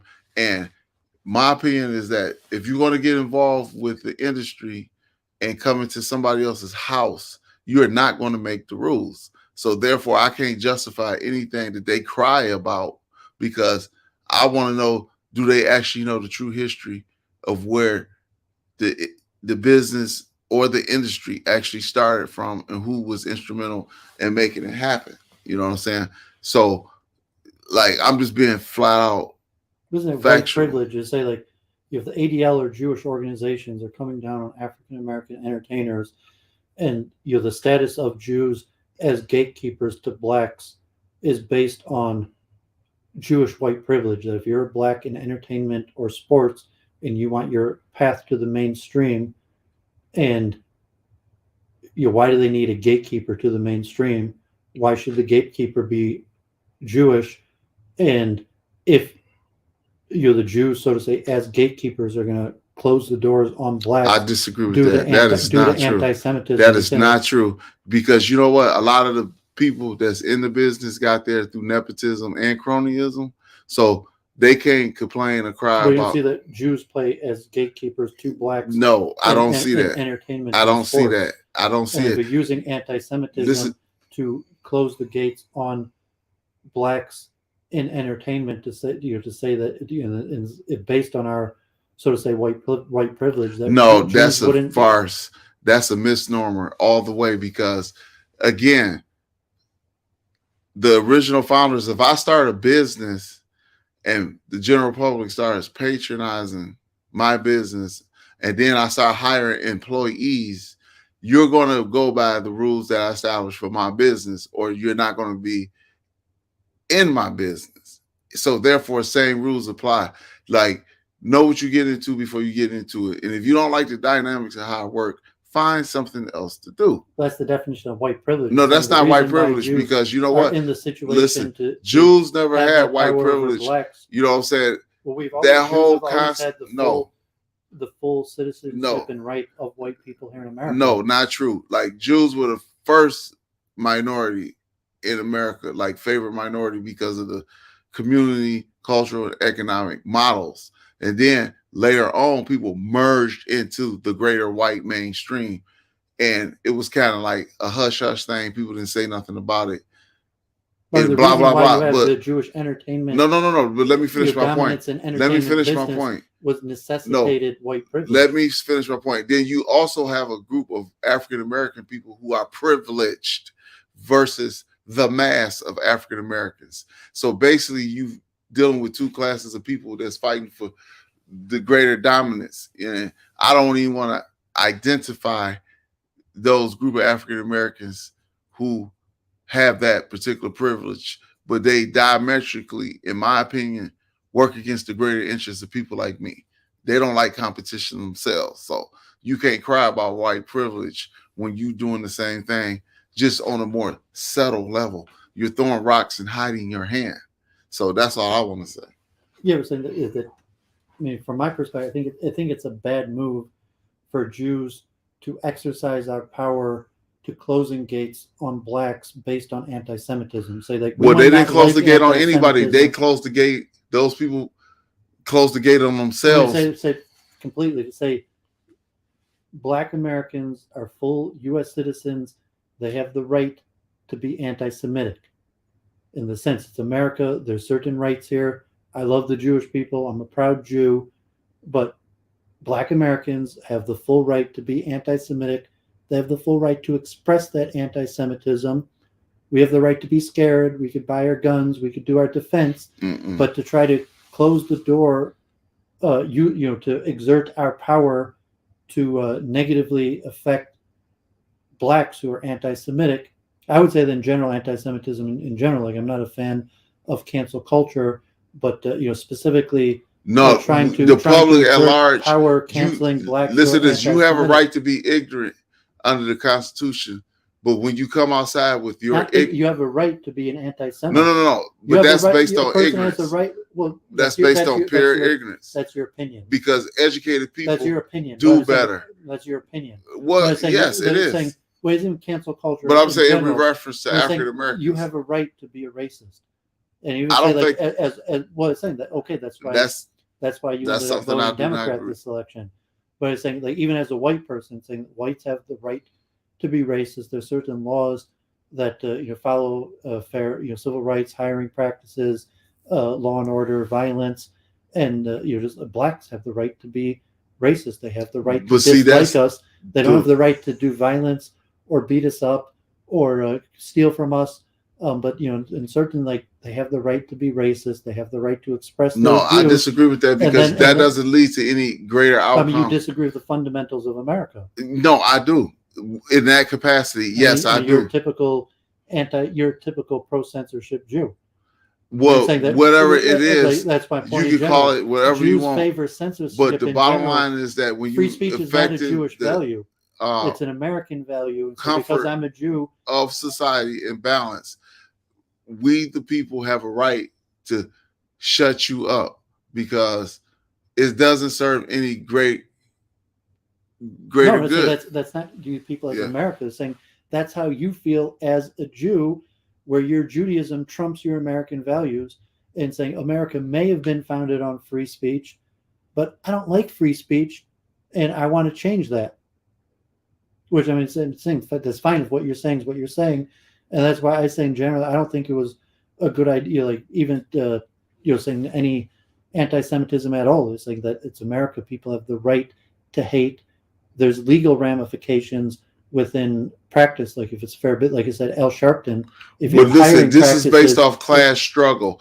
Like the big fight of we just everything say in the straight up, name you want to calling end. is You based don't. on You don't access to support the free system. speech. We just say straight No, up. I do You don't support free support speech, free speech. but I support free speech that promotes the furthering of society, and these guys don't. Like when you start Yeah, but you just put a spewing out limitation. your, Free speech means I'm saying hate. Free speech toxicity free doesn't speech allow means hate anything speech. to grow. If you turn a car and allow Free speech means hate speech. I support free speech. You can put it in pejorative. I support hate speech. I don't like hate speech, but I support hate speech. People have the right to hate. People have the right to express that hate. It's a fundamental American value. And you say, well, I want to change that American value. And, generally, I was talking to Adam Green. He was saying that censorship, generally, the vast majority of the Jewish people favor censorship. And so this terms like, okay, Kanye West, Kyrie Irving, Dave Chappelle, I don't give a crap what they said. And even in terms of business, I don't even say like and exert that and say like, oh, he said, well, did you hear what he said?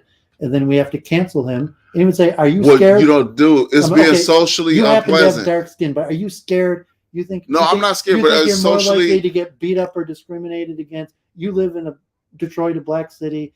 You think you're more likely to get beat up because of what Kanye West said? Are you scared? Like you're more scared walking down the street because of Kanye West than you were before? No, but at the same No, I time, mean it zero. doesn't serve any great purpose. It doesn't But promote so what? But the health, wealth, are you honestly and scared of Kanye West, future of the even community. if it's 30 million followers? You think No, I'm not. But I'm just saying he's not a good example of real leadership because he lacks. but he's not a leader. He's an entertainer with But no. Victoria. But they fashion these people as role models and leaders of the black community, and now it's time for him Well, they did. to I mean, lose we kind of as the Jews that did voice because his voice is detrimental to the general public at large. Yeah, but that's up to the people. Well, Now, no, it's like that as is. the Jewish people, like we're scared. We don't like what he's saying, so we want to. Listen, you But cannot. that's up to the people Listen, whether I they want cannot, to as a agree with radio him. host, I cannot have obscenities on the air because in America, the laws say no. Yeah, in Canada, you can use profanity on the live air because their rules are different. But according to the American Federal Communications laws, you cannot use profanity on a radio station at large and be okay. And that's the same thing. You don't have the right to come into the public square and have noise pollution going on. You know what I'm saying? Using obscenities, You do being have that right. socially You brought unpleasant. Canada. Not you brought your proof of Canada. It's not Canada. It's No, I America. don't. I'm just saying You do have that right. Not in America. And well, you do have that right. Because other people share that public space. And you're too. saying, as a Jew, you want to change that. No, I don't. But I'm just saying, use reason. If you are not responsible for yourself, then others will be responsible for you. That's what I'm saying. Like, that's why they have jails. That's why they have police. That's why they have systems for people. Crimes, not for speech. For speech could be a crime too. If it's talking about hurting and disenfranchising people, that's criminal. Yes, it is. Yeah, I mean, generally, like I'm a very like I said, like almost no Jews agree with me on free speech, and saying Israel is something part of the culture wars, and I think it's problematic. I think it's going to be problematic. You're going to see pushback in the Jewish community for pushing against these people, but we'll see. And like I didn't think it was that big of a deal. Kyrie Irving just shared a film. Even the film has horrible messages. We want to talk also about the Black Israelites, but Kanye West. If you're saying that, even the full extent of because I've been dealing with counter-Semites for years. Like Kanye West, besides for the one comment about DEF CON, which he apologized and said he didn't mean it, basically he said Jews have too much power, Jews are control of the media, God forbid, and that there's a group of Jews that are screwing him, and he wants to get the upper hand of it. And like, I put that in like a 4, like relatively, like the one violent thing he apologized on, and he said it was a mistake. And it's one thing, like if the statement's true to a certain extent, especially blacks in entertainment and sports, are 90% of black entertainers and athletes under Jewish management. Well, it's an industry, And then saying do black listen, all the blacks have it don't matter and saying who's they should just in charge or who's playing. It is all relative to what that particular endeavor is. Like, it's normal. You know what I'm saying? I don't see anything wrong with that scenario. Yeah, you got people that want to be agents, role changes. You see people start off with flares and like then go to the front office. Yeah. If the books I was mentioning, Elijah Muhammad in the Nation of Islam, if it's landlord tenant in business, if you're living in Detroit, even in Detroit, there's a lot of Jewish landlords and a lot of Jewish brand businesses. A lot of blacks work for Jews, economics, and in New York, it's definitely that way. Like, God forbid, I did building permits, and like 90% of the Bronx is owned by Jews. There were even major political candidates that were running against Jewish landlords that he even almost won the congressional seat, specifically running against the power of Jewish landlords. We have the black-Jewish conflict in certain levels where a lot of the conflict is economic. There's certain, levels of hiring practices. But see, people cry about these things all along. How do you cry and take care of this group conflict? But listen, in Detroit, it was the Jews. Then when the Jews moved further out to the suburbs, the Arab merchants came in. Now the Arabs became the bad guys. So it's always going to be the person that's benefiting from being organized, informed, and ready to provide versus those that don't take them safe precautions. You know what I'm saying? That it's always this scenario. How many times have we heard this? Well, that's right. I mean, Kanye West didn't say anything new. I asked the guy, relatively every black entertainer for like 40 years has basically said what Kanye West has said. And the ADL has been on this from the beginning, saying even his partners, even that Charlemagne the God, they found a clip of him saying almost the exact same thing he said. A lot of the early rappers, there's certain historical reasons why black entertainers have Jewish management. It started off as a Jewish business in the beginning. The nature of negotiations, I was mentioning, like you said, merchants and panhandlers, like that's all the entertainment business really was just like basically an adjacent business from other things that was going on. It was never a primary situation, but it morphed into that later on. Like, this is another set of things that was going on. It's just about money. It's just about it is about money and labor. It's always about the money, and that's what they're crying about. If we make up a larger percent of management, well, I was saying that if Kanye West is really crying about internal disputes, like he's partners with Jared Kushner, saying that he said when he went on tour, most of his partners are Jewish, and he wants to renegotiate his contract. Kyrie Irving, like, he just shared a post. And it's okay. It's bad for the league. It's tough to know, the levels, but as the it's tough to know. I know a lot of people get manipulated on both ends of the spectrum because people want to do well. And then you got those that play on those sentiments. And I think myself, as an educated black man, I think it's totally a disservice for anybody that has a working knowledge to go into a situation based on pure manipulation, to be like, you do what I say or I'm going to make you look bad. Did the Detroit City Council sponsor advertise Minister Farrakhan coming to Detroit like a few years ago? And all the Jewish organizations demanded that they didn't, and they didn't listen. They still sponsored. I heard about it. Yeah, Franklin, when she had her funeral, Bill Clinton came and sat on stage next to Farrakhan. Every year, Farrakhan, comes and speaks, and the Jewish organizations cry. And a lot of the city council and black politicians, very rarely will denounce Farrakhan. Some of them will have relations. And, if you want, if Kanye West is a 4 and Kanye West has relations to Farrakhan, I don't know if Farrakhan, but listen, he put like a 6 or a 7. Farrakhan rents his space from a Jewish man that owns.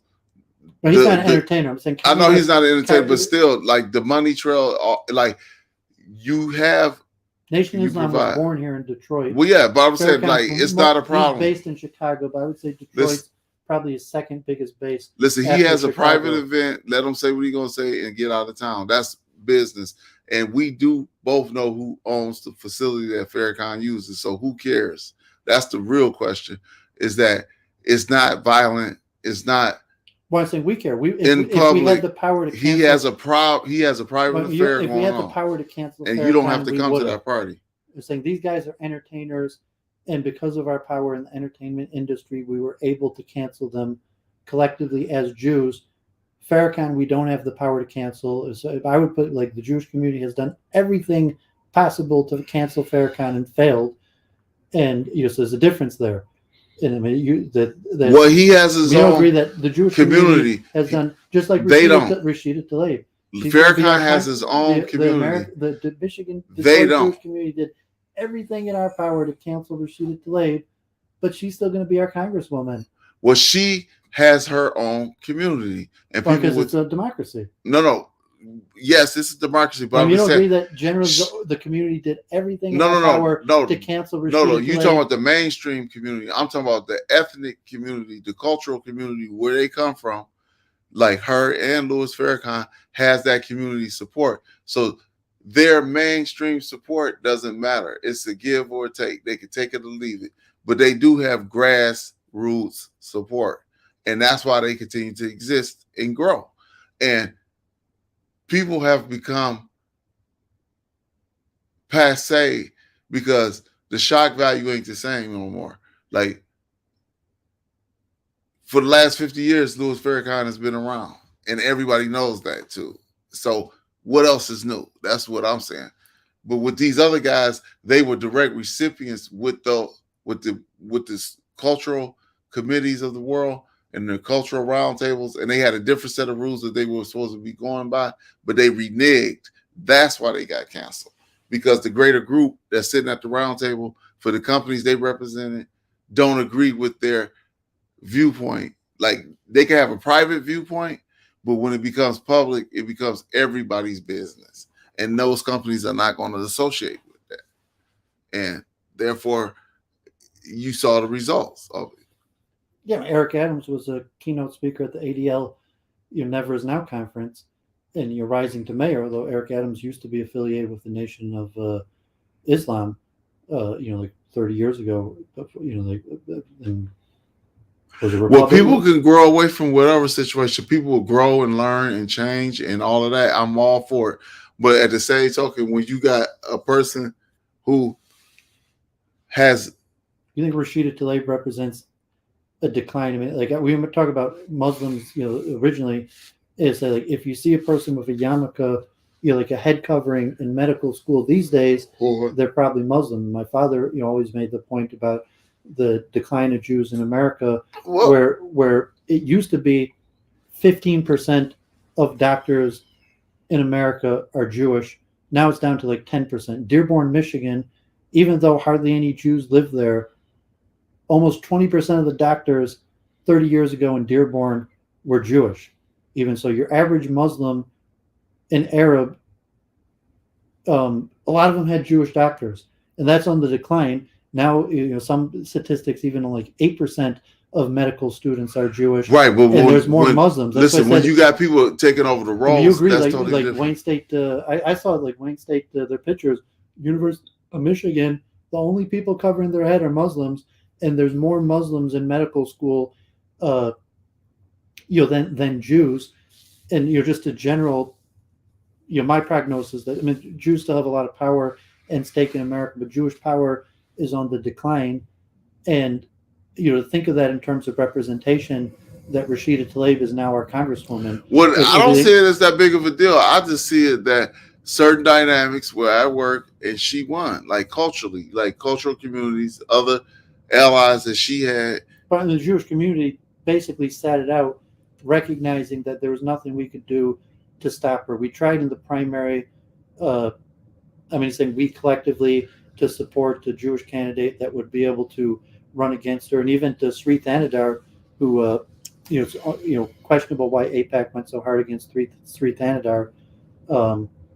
Hey, John, we had small viewership. John from Mop Talk Monday, so just mentioned he got a strike on his channel. God forbid, so hopefully be back Wow. next week. But I think it's the as a new multicultural, even to demographic replacement, the great replacement, where there's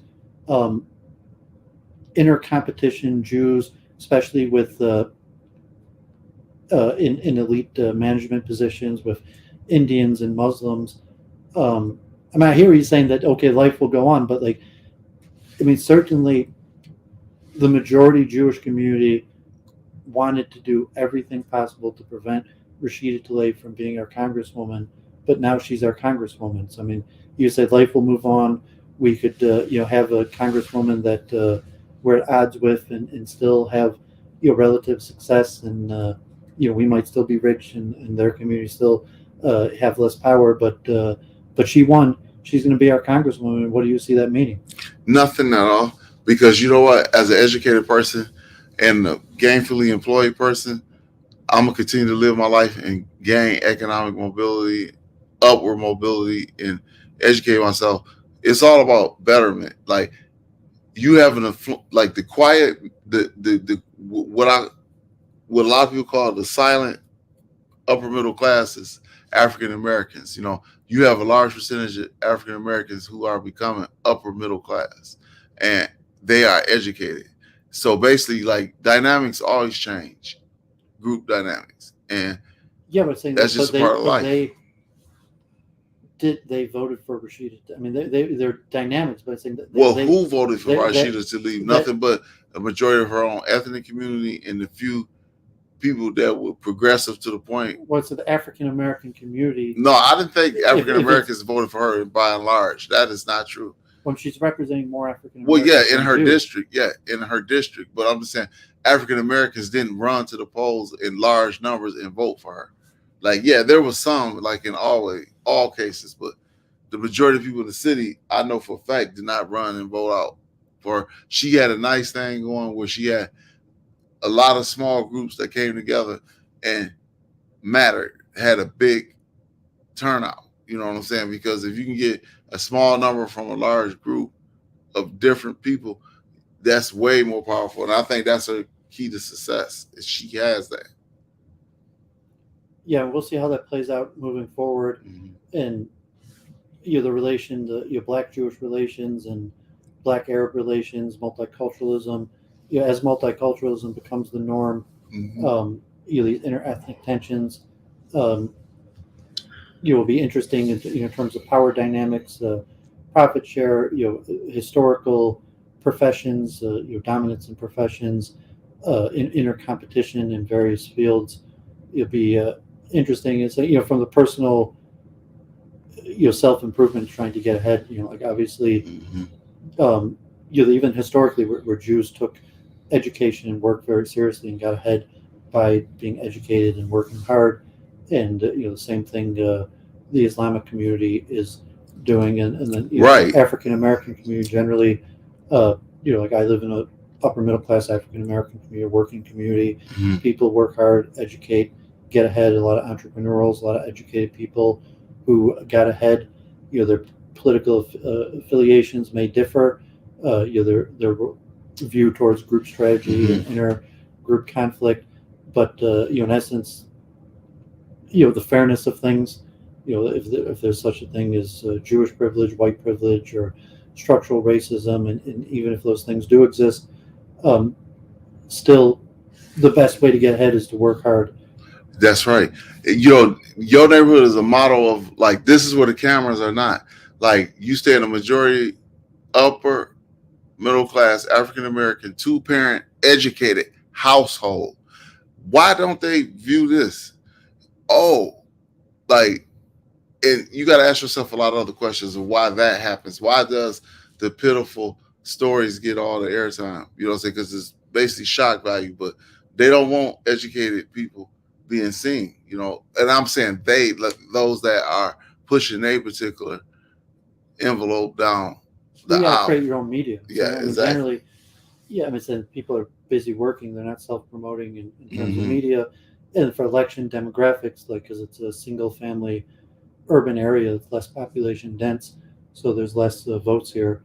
than a more urban dense area. And news usually reports crimes, occasional success stories. That's why we're streaming. You have to get out there and self promote That's right. and Like they say, self-determination is the true freedom, because you definitely have your own legislation, so to speak. You have to, like, self-determined people get ahead, and that's the only way it's always been. That's the only way it works. You have to make it happen however you make it happen, with whatever you got to work with at your start. You know what I'm saying? If you start with nothing, you got to start working towards building something. Yeah, and I know you took on the night shift at Amazon. It's probably good work. Amazon's a big company and pays well in benefits, so props to that. But I guess it means you haven't been streaming, or you haven't been doing exactly. And I'm going radio. back to school because that's mandatory, like, to continue to finish up what I started. But yeah, like you said, you get off your rear end and start making things work. Like, you work from home, work from school, work from work. You work. Work is the key. Yeah, I mean education, your work, even if it's a job, like may not be the best work or the most Right. fulfilling work. Generally said, like, my Hindu friends that became devotees, most of it, they're just making a widget for an automobile. Like, what do you do? I work in some part of the automobile industry and make some widget that goes into the car. And if I tried explaining to you, you probably wouldn't even understand or care. But at the end of the day, well, how much money do you make? And so it's like I go to work every day and I do something that's related to making a small part that makes the automobile work. And then I got paid. I could do whatever I want with that money, and that's life. It was like Amazon's the biggest employer in the U.S. now. I order Amazon constantly. I just ordered a bookshelf from Amazon. Hopefully, I'd ordered from Walmart. They didn't have delivery, so I ordered from Amazon. A Prime member. It's it's like the automobile. It's important, and it's a steady. It's a good, relatively. People want to seek more meaning in the level of finding employment, or parnas in Judaism. But let's focus on education and related to giving more employment opportunity. The best way to move up the employment ladder is education. Streaming. I'm not really an influencer like that. Like more educational. Like my content, and even trying to get out, is more to have intellectual conversations with people around the world who are interested in talking about the same things. It's very difficult to influence, politics. Even like not much viewership. Hopefully we'll get a few hundred views, some comments. But well, no, it's a good time to have a meeting of the minds. Like, your online business is doing well. I'm proud of you. Like, that's very technical. Like, a lot of the people don't understand. They see all these books, but this is actually a lot of your inventory. This is your income right here, and you have things people want. And that's a big part of everything. You have to have something to offer. And I use eBay, but Amazon charges 15%, eBay 12%, and I've considered Amazon. I still might eventually register for Amazon. Lose.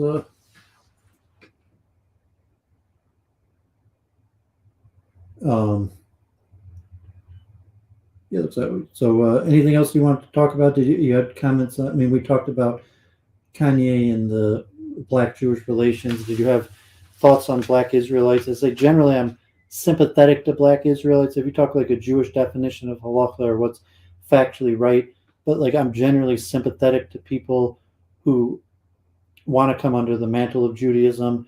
But if it's political or to the exclusion of even that want to exclude me from Judaism, because I like I stand before God and I want to be a Jew, and so it's controversial that someone wants to exclude me from Judaism. My opinion is we can talk about the Israeli politics. Like, let me tell you about in regards to. I think it makes me a better Jew to have Black Israelites. I use like Starbucks. I mentioned a lot of these books on Islam. Maybe Dishan will come back in a few weeks. I'll do my African collection. I have some of the Farrakhan books and Black Israelite Jamaica stuff. I think it makes me a better Jew. Every time I've seen Black Israelites, I've always been willing to converse with them. Well, yeah, sure, because you're a people person, but I just wish they would be better, again, educated, because it's kind of, it doesn't, in the way that they're like, oh, I'm not Jewish. No. Me and Dishan went to see, but they're not right about what a particular Jew is and isn't, because Judaism is a religion first and foremost about laws and ethics. I took Dishan to your Rabbi Infume, the Michelle Obama. He's the real deal. He's an Ethiopian rabbi. No, he's not. I mean, he's an American, African American, no connection to Ethiopia. I was led to believe that's what they told me. He thought he was Jewish. He said Infume, possibly having Hebrew origins, but he became Jewish in the way that is accepted to Jews. You're saying Black Israelites usually have a bunch of stuff mixed in. They believe. Well, that's what I'm saying. I'm saying Infume, he's not Ethiopian. He was fine. He was a descendant of slaves. I have to check into that more. We heard a story saying that, I know it's history. I'm saying he's not Ethiopian. He was a descendant of African American slaves who, from his own volition, determined that he thought his ancestors were Jewish, but he went through and now he is a rabbi and ascribes to Judaism in a way that even Yeshiva University, conservative Judaism, like they read from the Torah, they don't, they're not talking about Jesus in the Gospels, and they're basically comparable to a modern Orthodox synagogue. As opposed to most Israelites. Well, yeah, that's what I'm saying. That's listen to this. The historical aspect of what Judaism is, what Judaism was, is, and is always becoming, is morality based on laws and ethics. The cultural host is secondary to the principles, and that's what I'm saying. Like, in regards to the Black Israelites, the true origins of what they represent come from the mystery schools, bar none. You know what I'm saying? And modern monotheism is just a trickle down of that. And I don't want to get into too much of the past because it's too complicated, but I just wish and hope that they will definitely do more deep dives when it comes to the books that they studying, because Judaism is all about the book. You know what I'm saying? We are the people of the book. You know what I'm saying? Like, I don't understand what part anybody missed.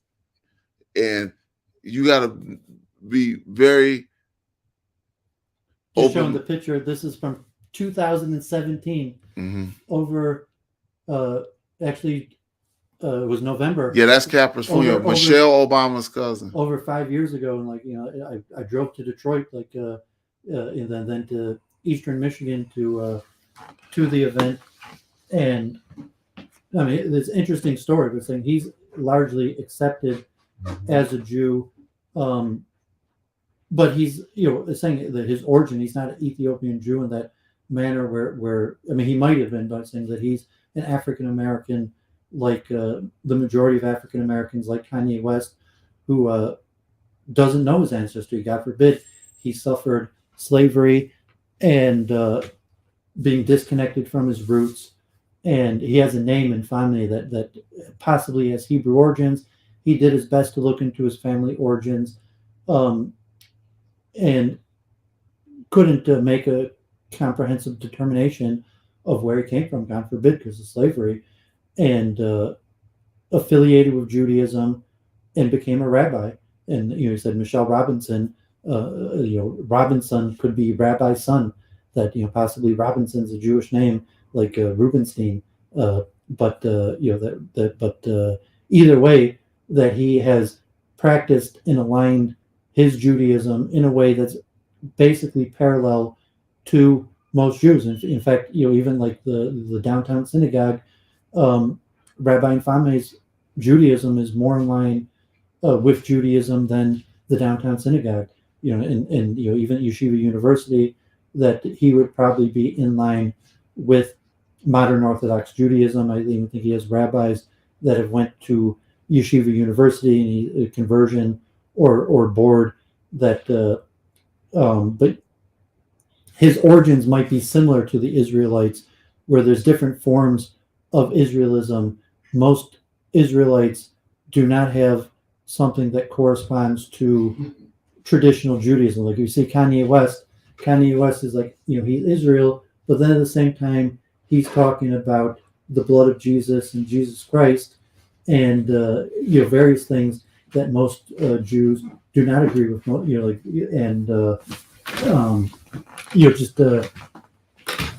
even in Detroit, there's a substantial amount of Israelites, Kyrie, Irving, the movie or things on Israelism to, is there some broader understanding of what it means to be a Jew versus, like T-Jumps had the debates and saying, well, I think I'm a Jew, from the Black Israelite perspective, based on their understanding of biblical prophecies and ancestries, because of slavery, because of persecution, or certain things that it says in the Bible to say, I think I'm a Jew because of how I understand biblical prophecy, as opposed to Jewish practice. I think I'm a Jew, saying because I think my ancestors were a Jew, or because that's the lifestyle I live, that's the practices. I think I'm a Jew because I wear tzitzis and I put on tefillin every morning, and I say my Hebrew mantras and Sabbath, and I do all these things that, besides the fact that my mother's Jewish and I was raised thinking I was Jewish and I went to Orthodox schools,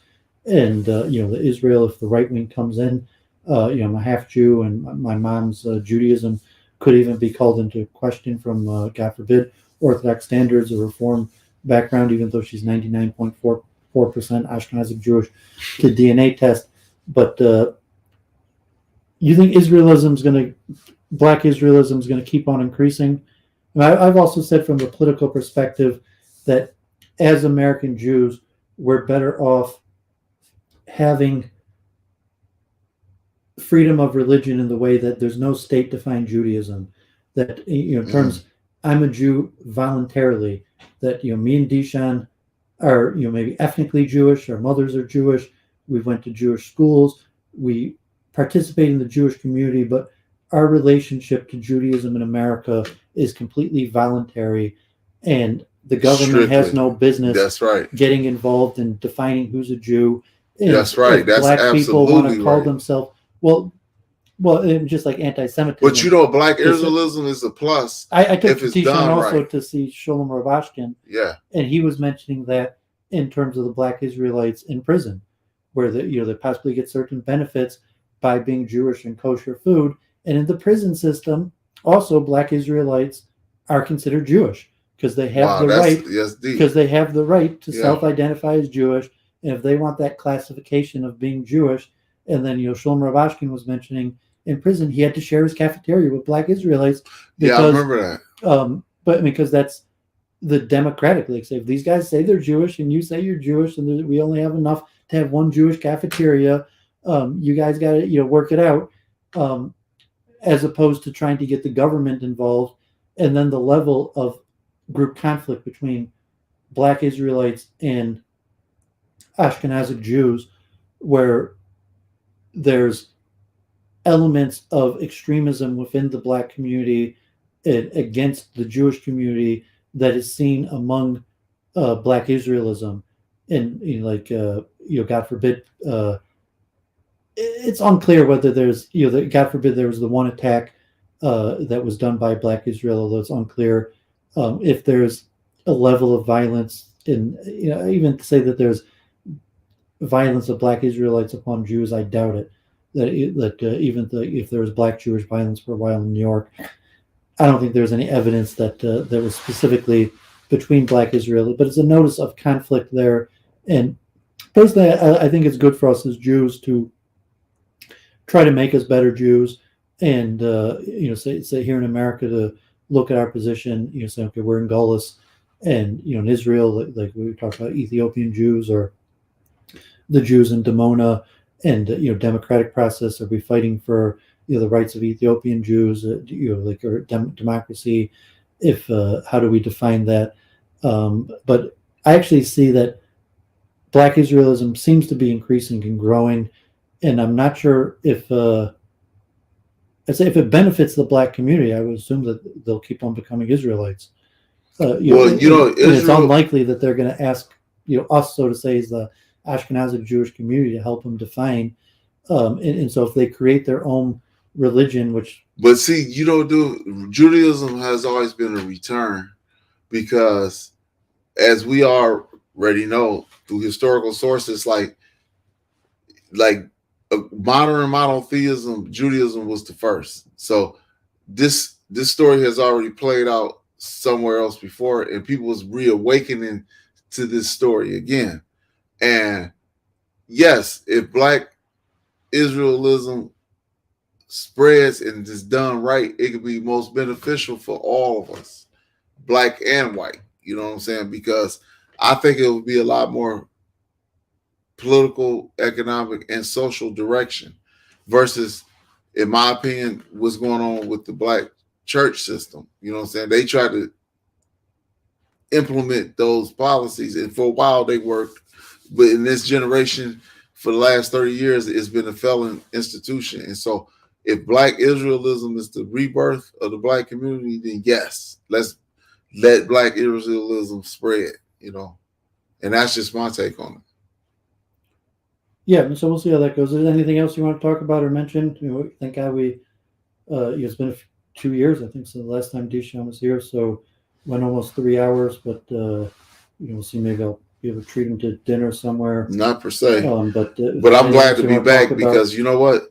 This is what I fought for myself, is my education, getting my journalism degree in broadcast, and having this voice. And you know what? This is the basic ground zero of the poor righteous teacher. You know what I'm saying? That's what we are. We are the righteous teachers, the salt of the earth, the street corner poets, and we interact with all classes, races, and people and genders. We inclusive in all ways, and that's a good thing. Yeah, me and Deshaun, we first met, shared a love of books and knowledge. First met in Detroit. Oh yeah. And maybe I'll have him back in a few weeks. I'll do the Dr. Ben, We the Black Jews. And that's $1,000 book. Deshaun mentioned he had seen Dr. Ben. I travel with him. I bought this book in New York. And this one, I think I actually went to a store in Brooklyn. I forget, it was like an African bookstore that had all types of stuff. And I saw that. Maybe I bought this book on the street. When I first met Deshaun at the downtown synagogue, and we spoke about Dr. Ben, and I mentioned I had this book and I've read this. I was familiar with it. And Dr. Ben is I don't even know if I'd put him together to classify him. Some would classify him as a scholar of the Black Israelites. Some would separate that he's not in the same classification of the Black Israelites. There's levels of his acceptance or disagreement of scholarship in the majority Jewish community.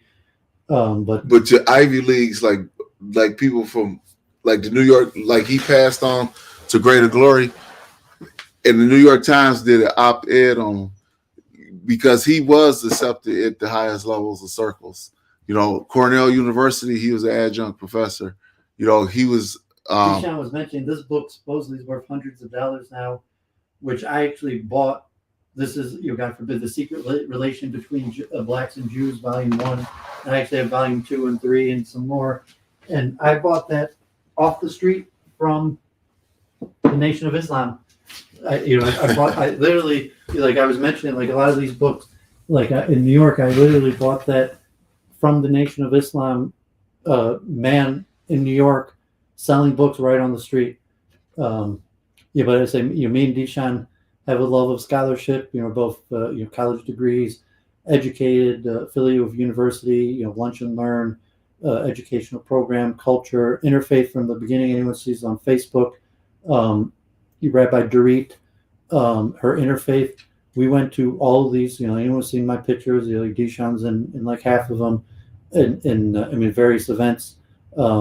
like all of those interfaiths in Detroit at various churches and synagogues.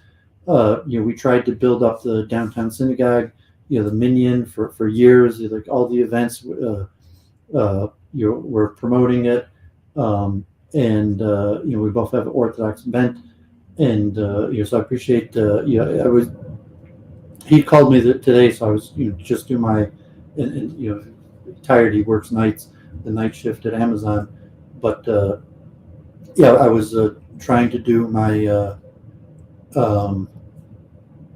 regular Wednesday one. I figured do my Muslim books, and it probably wouldn't have went that long unless someone came on. So he told me if it'd be good, Dishan, knows some about Islam, and certainly we've been to 3 or 4 mosques and interfaiths together, and appreciate his commentaries, friendship over the years. Wish him the best in school, and Likewise. if he starts, all endeavors, and if he starts getting back into radio or media, we'll see. But so any closing comment you want to make, and I'll close off. Again, like knowledge is power. And quote me, please correct me if I'm wrong. Was that Socrates or Plato that said that knowledge is power? Socrates says, "Know thyself." I mean, it's probably Socrates, but I'm not sure if the knowledge is power. But that know thyself. And that's one of the great excerpts of all time, because knowledge is truly power, and that's the full circle of human evolution and existence, is to have knowledge of oneself. Like, it's not about outward appearances, it's about inner convictions. And that's all I want to say. And good night. And I appreciate everybody that listened to what we had to say. Okay, yeah, so we didn't have such a big audience this time. So hope the people in the chat. So any comments, I'll check back after. So you leave a comment, and I'll try to timestamp this. So because a long video to section. So appreciate people tuning in. Appreciate Dishan for being here. Happy Thanksgiving to everybody in America. Pray for peace. God forbid the world could be in a scary place. Amen. And just de-escalate conflict. Conversations like this. In general, streaming, talk about important things, promote education. Try to promote understanding, harmony between mankind. So God bless. Signing off. Thank you.